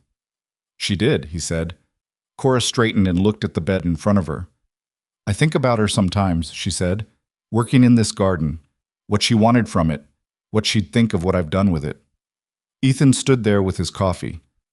"I think she'd be glad it's being worked," he said. "She'd be glad the herbs are back." He looked at the corner bed where Cora had transplanted the sage and thyme that had survived as volunteers through 7 years of neglect. She fought to keep those going every year. "They're tough plants," Cora said. "They hold on." "She was like that too," he said. Cora looked at him. "I'm glad you had her," she said. "Simple and complete, no complication in it." "I'm glad I had her," he said. "And I'm glad you're here." She held his gaze for a moment. Then she nodded and went back to the beans she'd been checking. He finished his coffee and set the cup on the fence post and went to get his work gloves, the ones she'd mended in February, the stitching across both thumbs tight and holding. Margaret came again in early May, announced this time with a letter that arrived 3 days before she did, which was more notice than she usually gave. The letter said she was coming to see how things were getting on, and that she had some news from town that Ethan ought to hear in person. The news turned out to be about a man named Carl Deaver, who was the new land agent operating out of the county office in Mill Haven. Margaret delivered this information at the kitchen table with the careful manner of someone who isn't sure how the recipient will take it, but has decided to say it anyway. "He's been making offers," Margaret said, "on the smaller properties, people who are stretched thin after the winter." "What kind of offers?" Ethan said. "The kind that sound generous until you read the terms." Margaret wrapped her hands around her cup. "He made an offer to the Weller family last month, 70 cents on the dollar for the east section. Old Art Weller almost took it before his son came home and read the contract." "What was wrong with the contract?" Cora said. Margaret looked at her, slightly surprised, as though she'd expected Cora to be listening but not participating. "The purchase price was calculated on a land assessment from 5 years ago," Margaret said, after a beat. "Before the rail access improved, the land is worth a third more than what Deaver was offering." "And Deaver knows that," Cora said. It wasn't a question. "He'd know it better than anyone," Ethan said. "He's the one with access to the county assessments." "Has he approached anyone out this way?" Cora said. "Not yet," Margaret said. "But he's working outward from town. The Weller place is 8 miles south of here." Ethan sat with this. He knew the names of every family within 20 miles of the ranch, knew which ones were stretched thin, which ones had had bad cattle years, which ones were carrying debt they didn't talk about publicly. He could think of 4 without much effort. "The Clancy place," he said. "After Jim's accident last fall. They're carrying a lot." "I thought of them too," Margaret said. Cora was looking at the table, her expression the one she used when she was working through something. "Does Deaver have a legal obligation to use current assessments?" Margaret blinked. "I don't know." "If he doesn't, the offers are predatory but not illegal," Cora said. "If he does, and he's deliberately using outdated figures, that's a different matter." She looked at Ethan. "Do you know anyone at the county office?" "Tom Rigby," Ethan said. "He's been there 15 years. Could you ask him what the legal requirement is? Quietly, without making it official." "I could write in Thursday," Ethan said. Cora nodded. "And someone should talk to the Clancys." She paused. "Not about Deaver specifically, just to be a neighbor. Let them know people are paying attention." Margaret was looking at Cora with an expression Ethan recognized as the one his sister used when she was recalibrating her opinion of something. Margaret had arranged this marriage and had been quietly checking ever since whether she'd done it right, and Ethan had watched her arrive each time with a fixed idea of what she expected to find and leave with something she hadn't expected. "I'll talk to the Clancys," Margaret said. "I drive past their place on my way home." "Good," Cora said. She got up and refilled the cups. After Margaret left, Ethan sat at the table and looked at the empty cups. "You think it's as bad as she made it sound?" he said. "Probably worse," Cora said. "People like Deaver don't make 1 or 2 offers. They have a plan. The individual offers are just the edges of it." "What's the center of it?" "I don't know yet," she said, "but it's worth knowing before it gets here." He looked at her. "You've seen something like this before." She sat down, turned her cup in her hands. "Before Daniel died, there was a man in the county east of Laramie doing something similar, buying up parcels individually from families who didn't know each other's situations. By the time anyone noticed the pattern, he'd acquired enough acreage to control access to 2 water sources." She looked at the table. "The families who sold early got half what the land was worth. The ones who held out found themselves cut off from water they'd been using for 20 years. What happened? A lawyer from Cheyenne got involved eventually, but 2 families had already left by then." She paused. "There was nothing illegal about what he did. That was the worst part." Ethan sat with that for a long time. "All right," he said. "Thursday I'll ride in and talk to Tom Rigby, and I'll ask around quietly about what Deaver's been saying to people." "Don't make it a confrontation," she said. "Not yet. Information first." "I know." He looked at her. "Where did you learn to think about things like this?" She looked slightly caught by the question. Then she said, 4 years alone will do it. When you don't have someone else to handle things, you learn to handle things." He thought about that. He thought about the 7 years he'd spent on this ranch with no one else to handle things, and the ways he'd handled some of them badly and hadn't handled others at all, and the difference between a person who responds to solitude by turning inward and a person who responds by developing every available capability they possess. "I could have learned better," he said. "You're learning now," she said. He rode into Millhaven on Thursday. Tom Rigby was a lean, quiet man who had worked in the county office long enough to know where all the actual lines were, both the property kind and the other kind.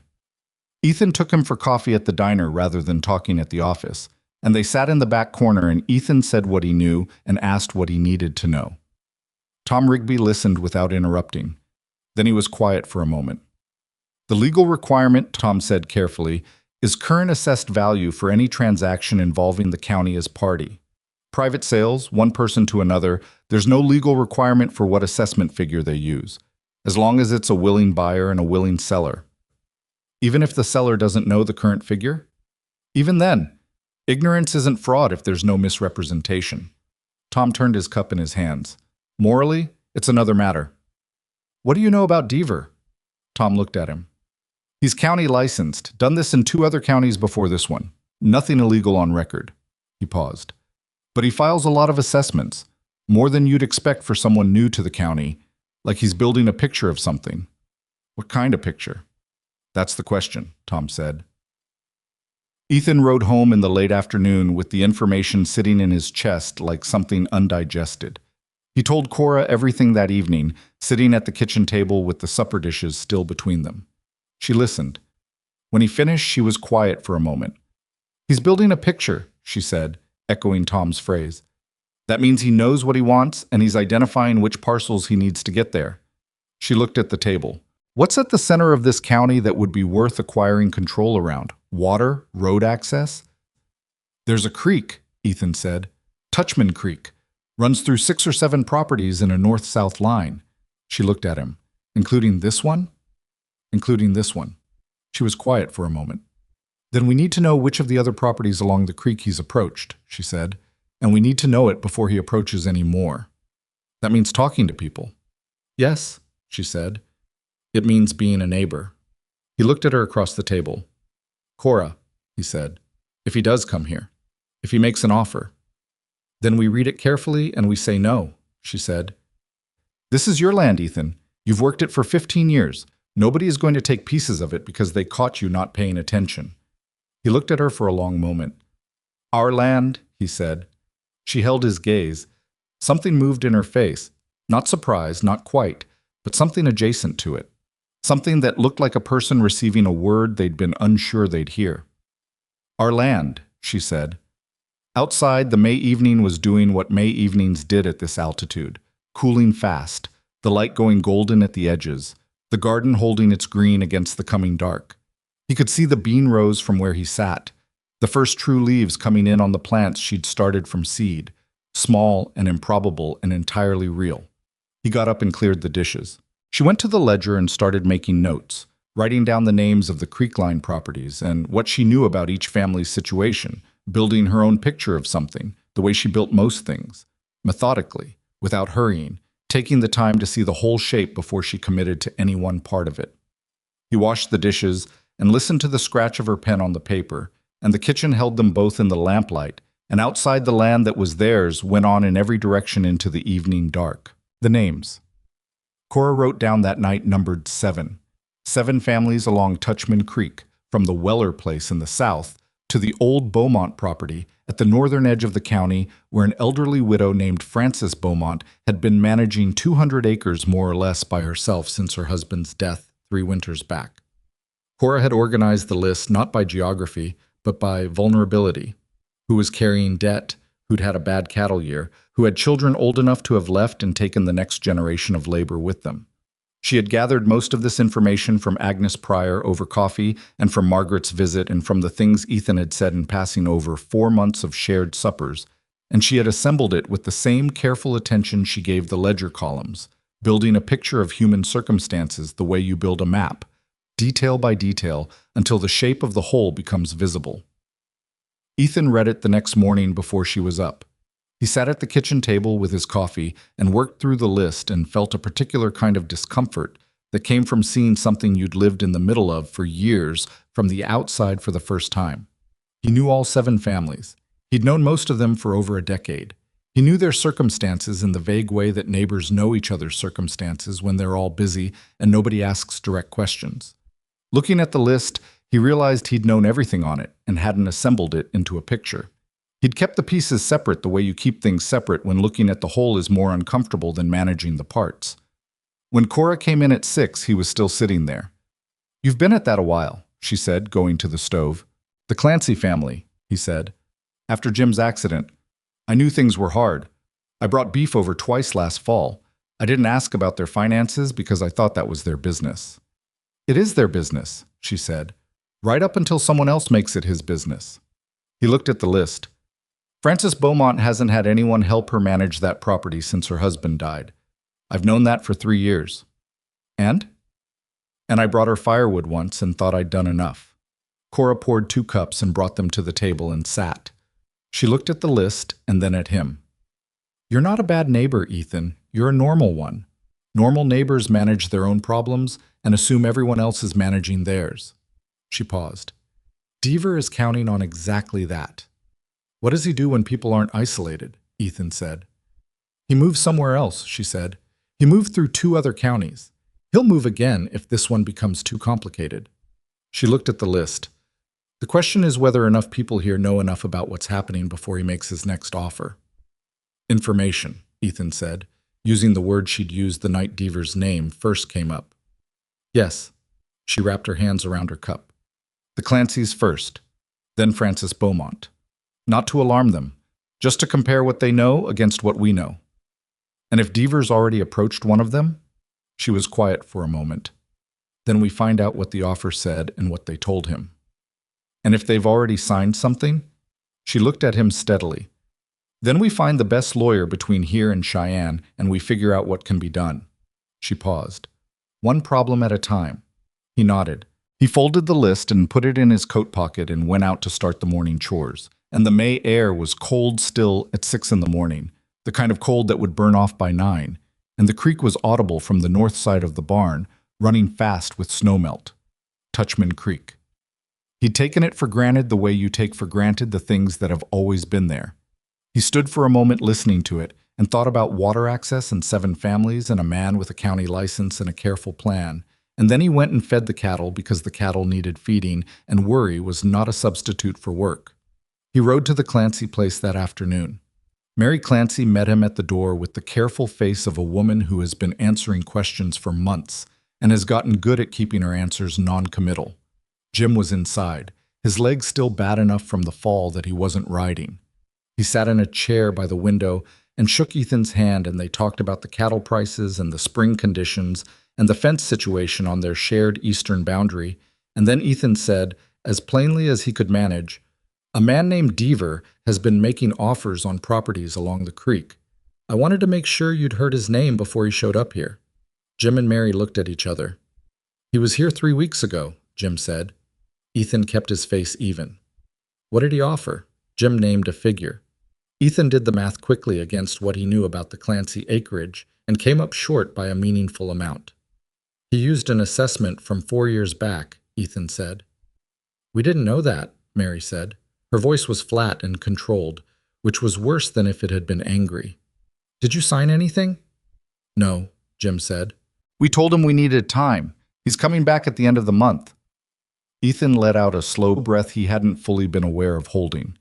"Don't sign anything before I can get you the current assessment figure," he said. "Tom Rigby at the county office can pull it. I'll have it to you before the week's out." Mary Clancy looked at him with an expression that had several things layered in it. Relief, some embarrassment at having nearly been caught, and something else underneath both of those that was rawer.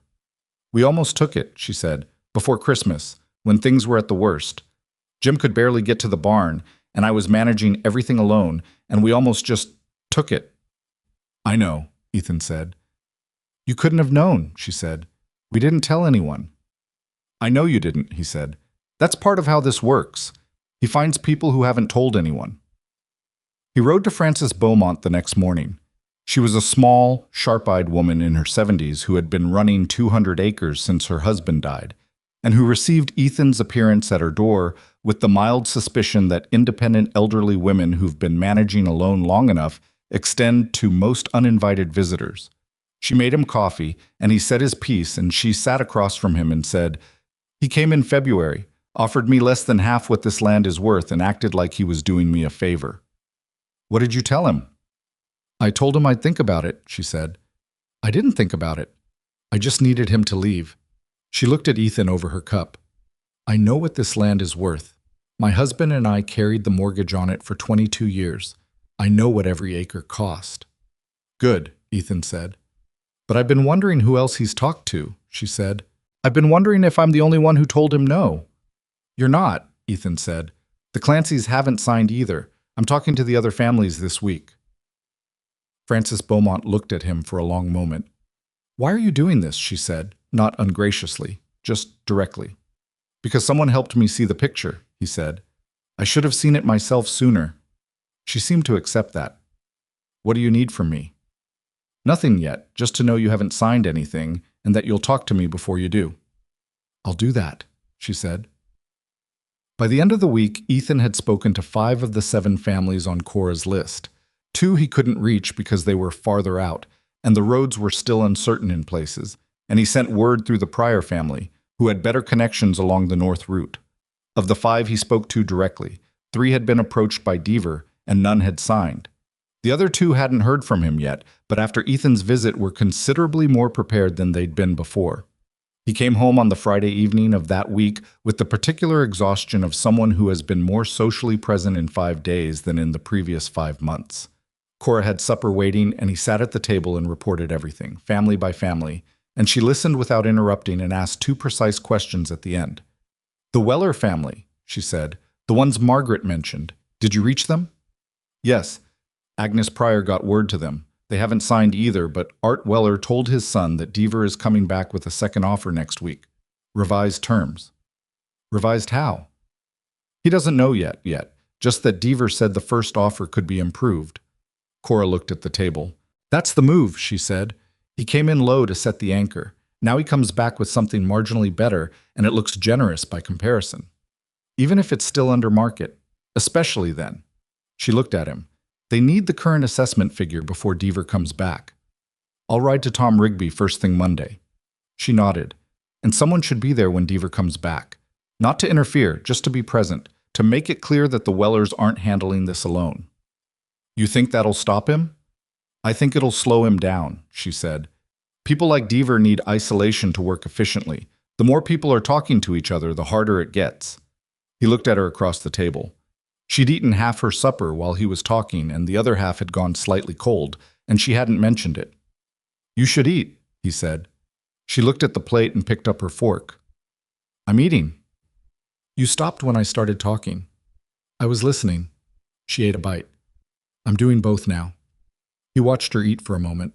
She did not look like a woman who had arrived at this ranch 4 months ago with a small brown bag and no particular expectations of what she was walking into.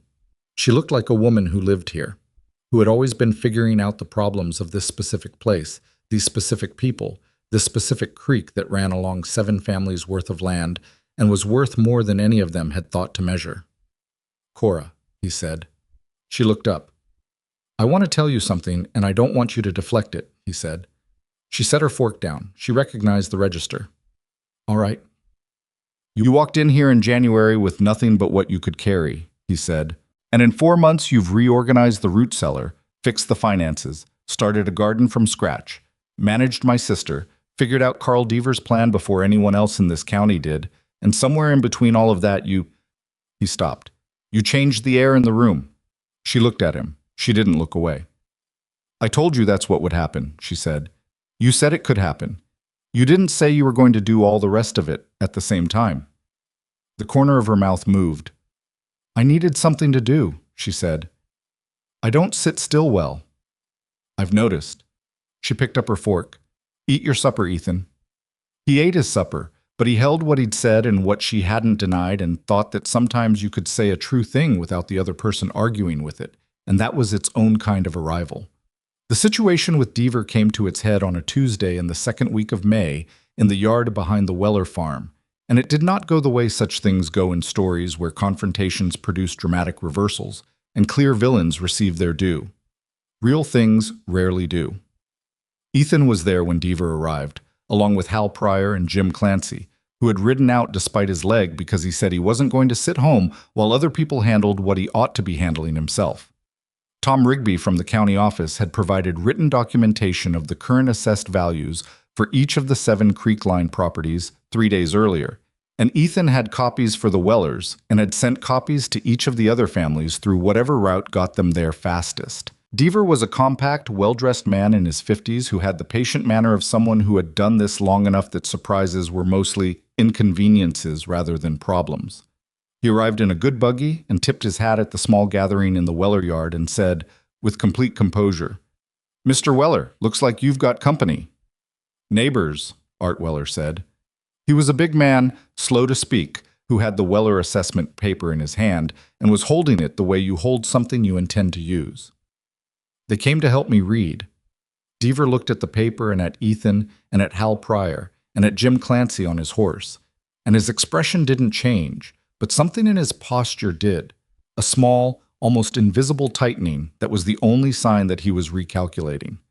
"I'm here to improve my earlier offer," Deaver said. "We have the current county assessment," Ethan said, "dated this Monday. If your offer is below the assessed value, Mr. Weller will need a good reason before he considers it." Deaver looked at Ethan for a moment. "I don't believe we've met." "Ethan Callahan. My property is 2 miles northeast, along the creek." I see. Deaver smiled, the kind of smile that carries no warmth but communicates a great deal about a man's understanding of the situation. And you've appointed yourself spokesman for the county, Mr. Callahan? No, Ethan said. I'm just a neighbor, same as Hal here, same as Jim. We're all just neighbors who talk to each other. Deaver looked at the four of them for a moment. Then he looked at his buggy and then back at the Weller yard. He named a figure. It was higher than his first offer and still short of the assessed value by 11%. Art Weller looked at Ethan, who looked at the paper. Still 11% under, Ethan said to Weller, not to Deaver. Your call, Art. Weller looked at Deaver. No, he said. I don't think so. Deaver was quiet for a moment. He was not a man who lost composure openly.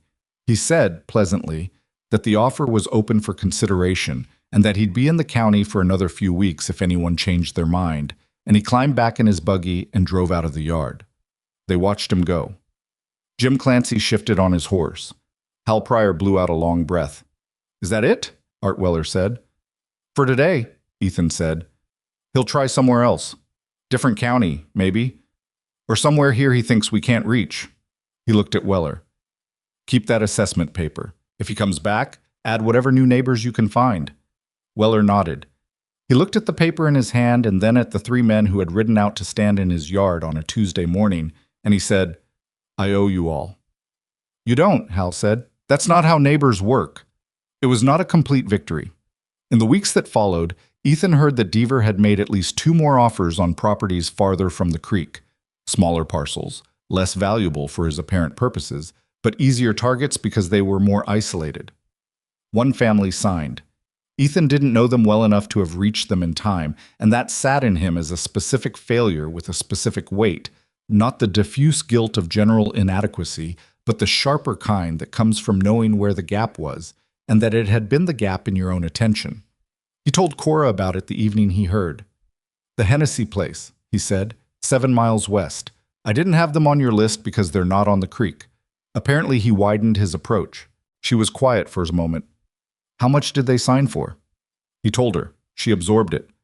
Is there anything that can be done? Tom Rigby is looking at whether there was misrepresentation in the terms. He's not optimistic. But he's looking. He's looking. She turned her cup in her hands. He watched the way she handled this, the Hennessy family, strangers to her, who had signed away land value because they'd been caught alone.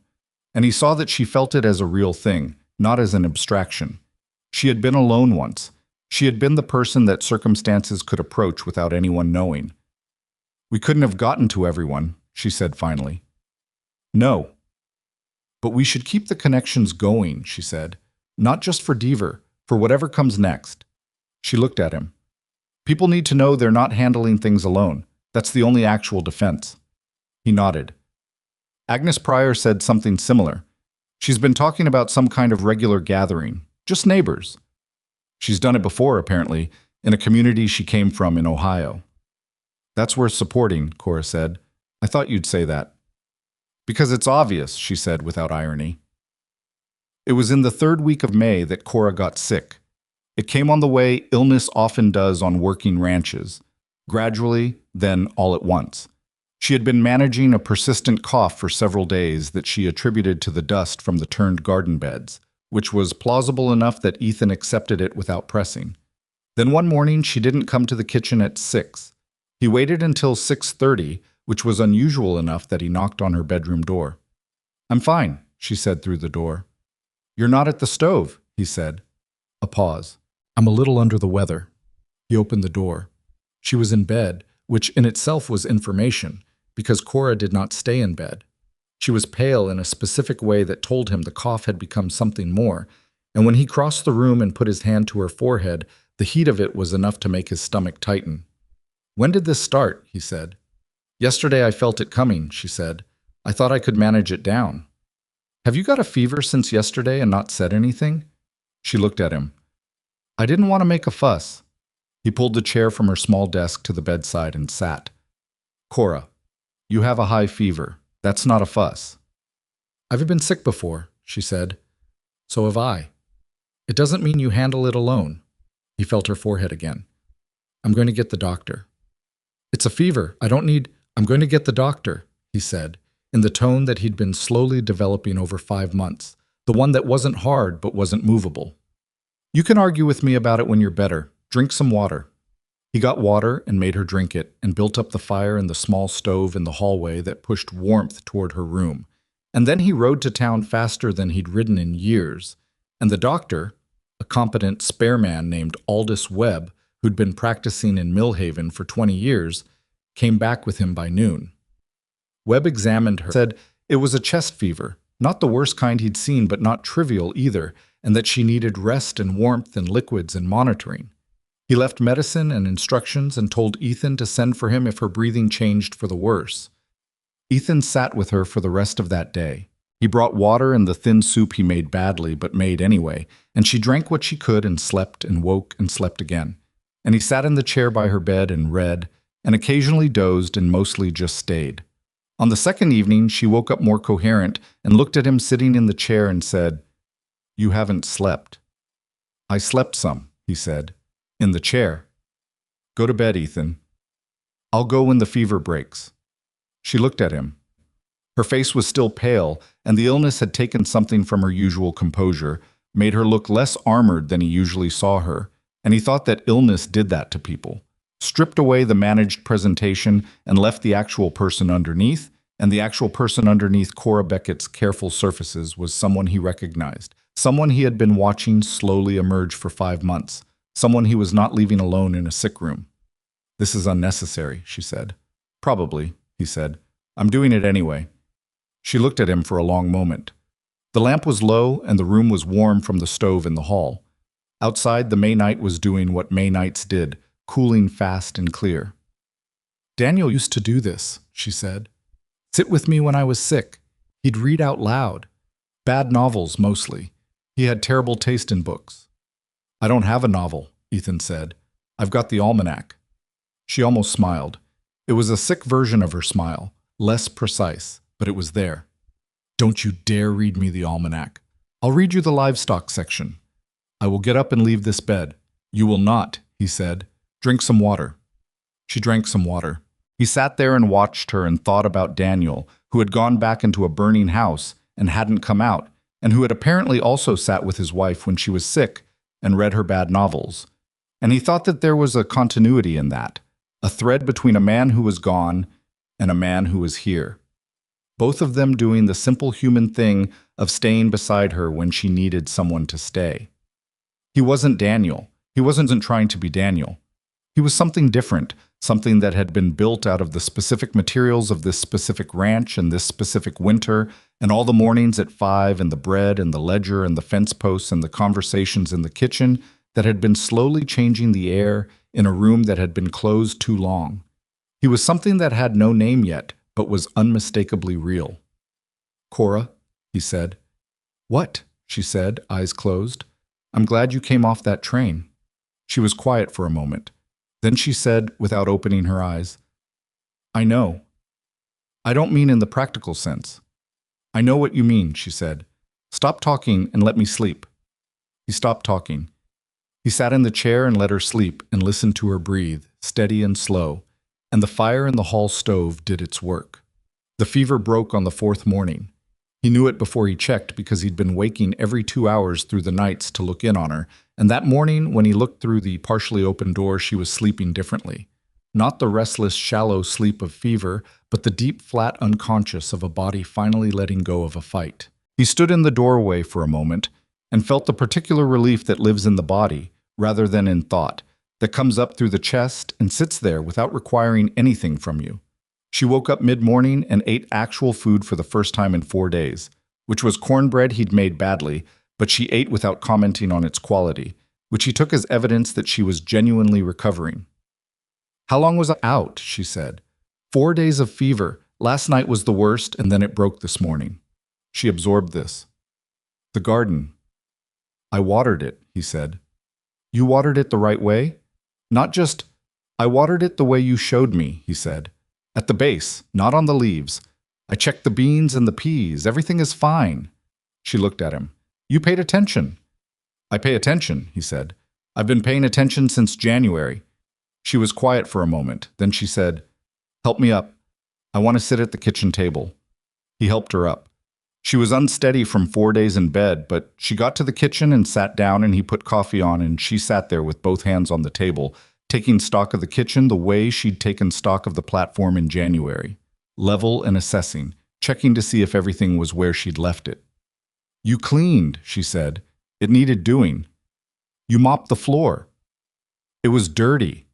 She looked at him with the expression she used when he did something that adjusted her picture of him.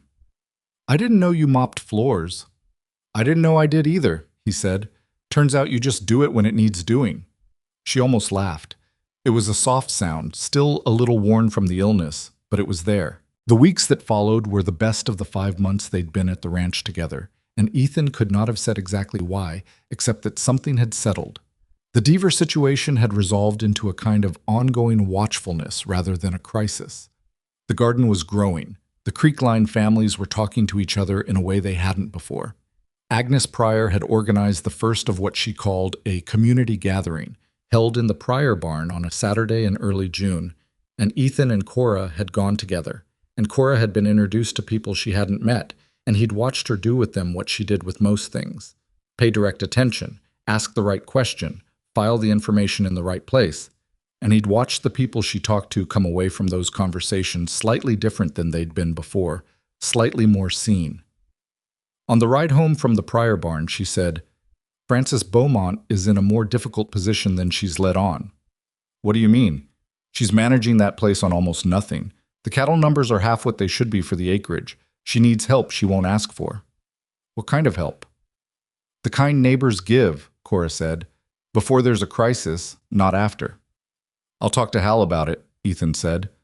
He's got a son who's been looking for extra work. Good. She looked at the road ahead of them. The June evening was long and soft, the light lasting late in the way it did this far north, and the land on either side of the road was green in a way that January had made it impossible to imagine. She's a tough woman, Cora said. Frances, she won't thank you for the help. I know, but she'll take it. I know that too. They drove in comfortable silence for a while. The creek was audible below the road on the east side, running lighter now as the snowmelt slowed, finding its summer level. He thought about what it meant to stay. Not the legal staying, not the practical staying, but the kind where you are fully present in a place and a life, and you have stopped treating it as temporary even in the private corners of your mind where you're only honest with yourself. He had been staying on this ranch in the practical sense for 15 years. He had been actually staying, present, invested, facing the right direction, for something closer to 5 months. He thought about what had changed, and the answer was not one thing. It never was. It was a broken pipe and a ledger, and a bottle poured into the ground at the edge of the garden, and a curtain taken down from a hallway, and a woman who asked him what the loneliness was made of, and waited for a real answer. It was 4 days of fever and bad cornbread and a mopped floor. It was the word are said across a kitchen table and not taken back. Cora, he said. What? I want to ask you something. Then ask it. He kept his eyes on the road. The practical arrangement we made in January, he said. I want to make a different arrangement. She was quiet. Not different in the sense of changing what we have, he said. Different in the sense of calling it what it actually is. He paused, choosing words the way he chose most things now, more carefully than he used to. I'm not asking you to stop being exactly who you are. I'm not asking for anything you haven't already decided to give. I'm just asking you to let this be a marriage, not an arrangement, an actual marriage. The wagon moved along the road. The evening light lay across the land in long, flat lines. Ethan, she said. You can say no, he said. That's not a threat. I mean it genuinely. If what we have is enough for you as it is, I'll take it and not ask for more. But I thought you should know what I want. She was quiet for long enough that he began preparing himself for a version of no that he could accept without it destroying what they'd built. Then she said, I never told you why I came off the train the way I did. He looked at her. What do you mean? Not hiding the arm, not covering it up. She looked at the road. The first time I went somewhere new after Daniel died, I covered it completely. Long sleeves, even in summer. I didn't want to be the woman with the scars. I wanted to just be a woman and have people decide what they thought of me before they had that to look at. She paused. It didn't work. People could always tell I was hiding something, and they spent the whole time trying to figure out what, which was worse. So you stopped hiding. I stopped hiding, she said, and I decided that anyone who was going to know me had to know this first. Because this is what staying costs. If you can't look at it, we have no future. She glanced at him. I watched you on that platform. I watched you look and then look at my face. And you didn't do the thing people do. What thing? You didn't arrange your face, she said. You just looked, like it was information. It was information, he said. I know. She looked at her hands in her lap, the scarred one and the other one.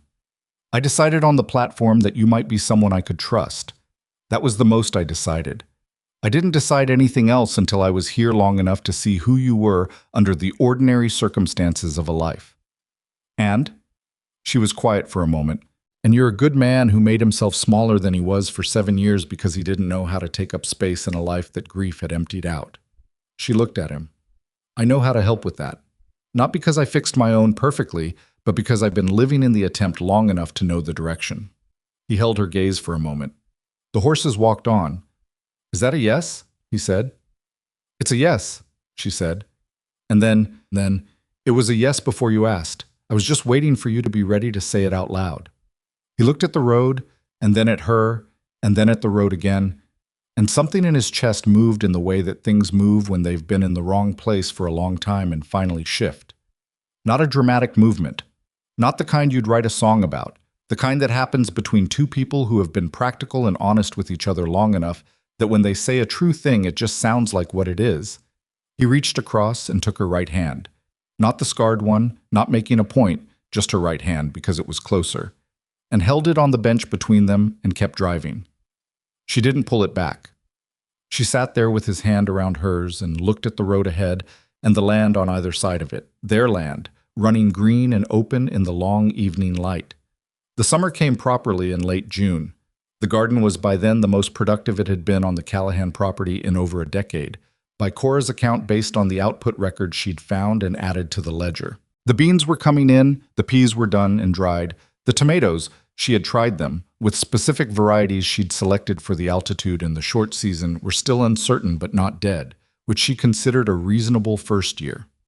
Ethan watched her work the garden one evening in late June, the long light falling across the rows, and he thought about a woman who had tried to run into a burning house and carried the proof of it on her body every day, who had packed everything she had into a small brown bag and stepped off a train into an unknown life, and hadn't hidden a thing about herself from the first moment. He thought about the particular kind of courage that doesn't look like courage, the kind that isn't dramatic or sudden, or accompanied by anything except the ordinary continued decision to keep going, to keep working, to keep building, even when you're tired, and the outcome isn't guaranteed and the person you're building it with is still, in some ways, a stranger learning to be something more. He had spent 7 years being smaller than he was. He had spent 5 months learning to take up space again. He knew the difference now between surviving and actually being present in a life. And the difference was not about dramatic transformation or resolved grief or any of the clean endings that stories promised. It was about the daily decision to show up for the thing in front of you, the fence, the ledger, the neighbor who needed someone to stand in their yard, the woman with the fever, the garden that needed watering the right way. It was about choosing, every day, to be the kind of person who stays. Cora straightened from the bean row and saw him watching and said, "You're standing there doing nothing." "I'm thinking," he said. "About what?" He looked at the garden and the house behind it, and her in the evening light with her work apron and her hair coming loose from its pins, and the scarred arm visible and entirely unremarkable in the context of this life they'd built. "About how different this is from what I thought my life was going to be," he said. She looked at him for a moment. "Better or worse?" "Different," he said. "Better is too simple. Different." He paused. "More actual." She seemed to consider this. She pulled a loose strand of hair back from her face with the back of her wrist and looked at the tomato plants, still uncertain, still possibly going to fail, still being given the chance to prove otherwise. "That's the right word for it," she said. "Come help me with these stakes. The tomatoes are leaning." He went and helped her with the stakes. The evening light lasted long, and the creek ran soft below the property line, and the land held them both in the specific way that land does when you have decided you belong to it, and it belongs to you. And that arrangement is no longer something you question. There are people who spend their whole lives waiting for the version of themselves that will finally know how to live, waiting for grief to lift entirely, for fear to dissolve, for the right circumstances to arrive and make everything possible. Ethan had done that for 7 years. He knew the particular quality of that waiting, the way it hollows you out while looking like patience. What he had learned, finally, was that there was no version of himself coming that would be finished, that the life he wanted was not going to be built by a better, more resolved Ethan who had put everything in order first. It was going to be built by this one, the imperfect and still grieving one, the one who had needed someone to ask him what his loneliness was made of before he could begin to name it.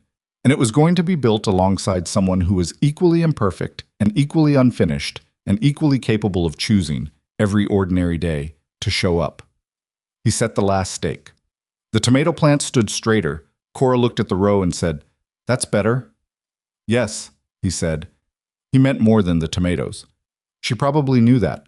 She went back to what she was doing, and so did he, and the summer evening moved on above them, warm and long and full of the particular quality of light that comes after a hard winter. Not sweeter than other light, not more beautiful, just more visible, because you know now what the absence of it costs.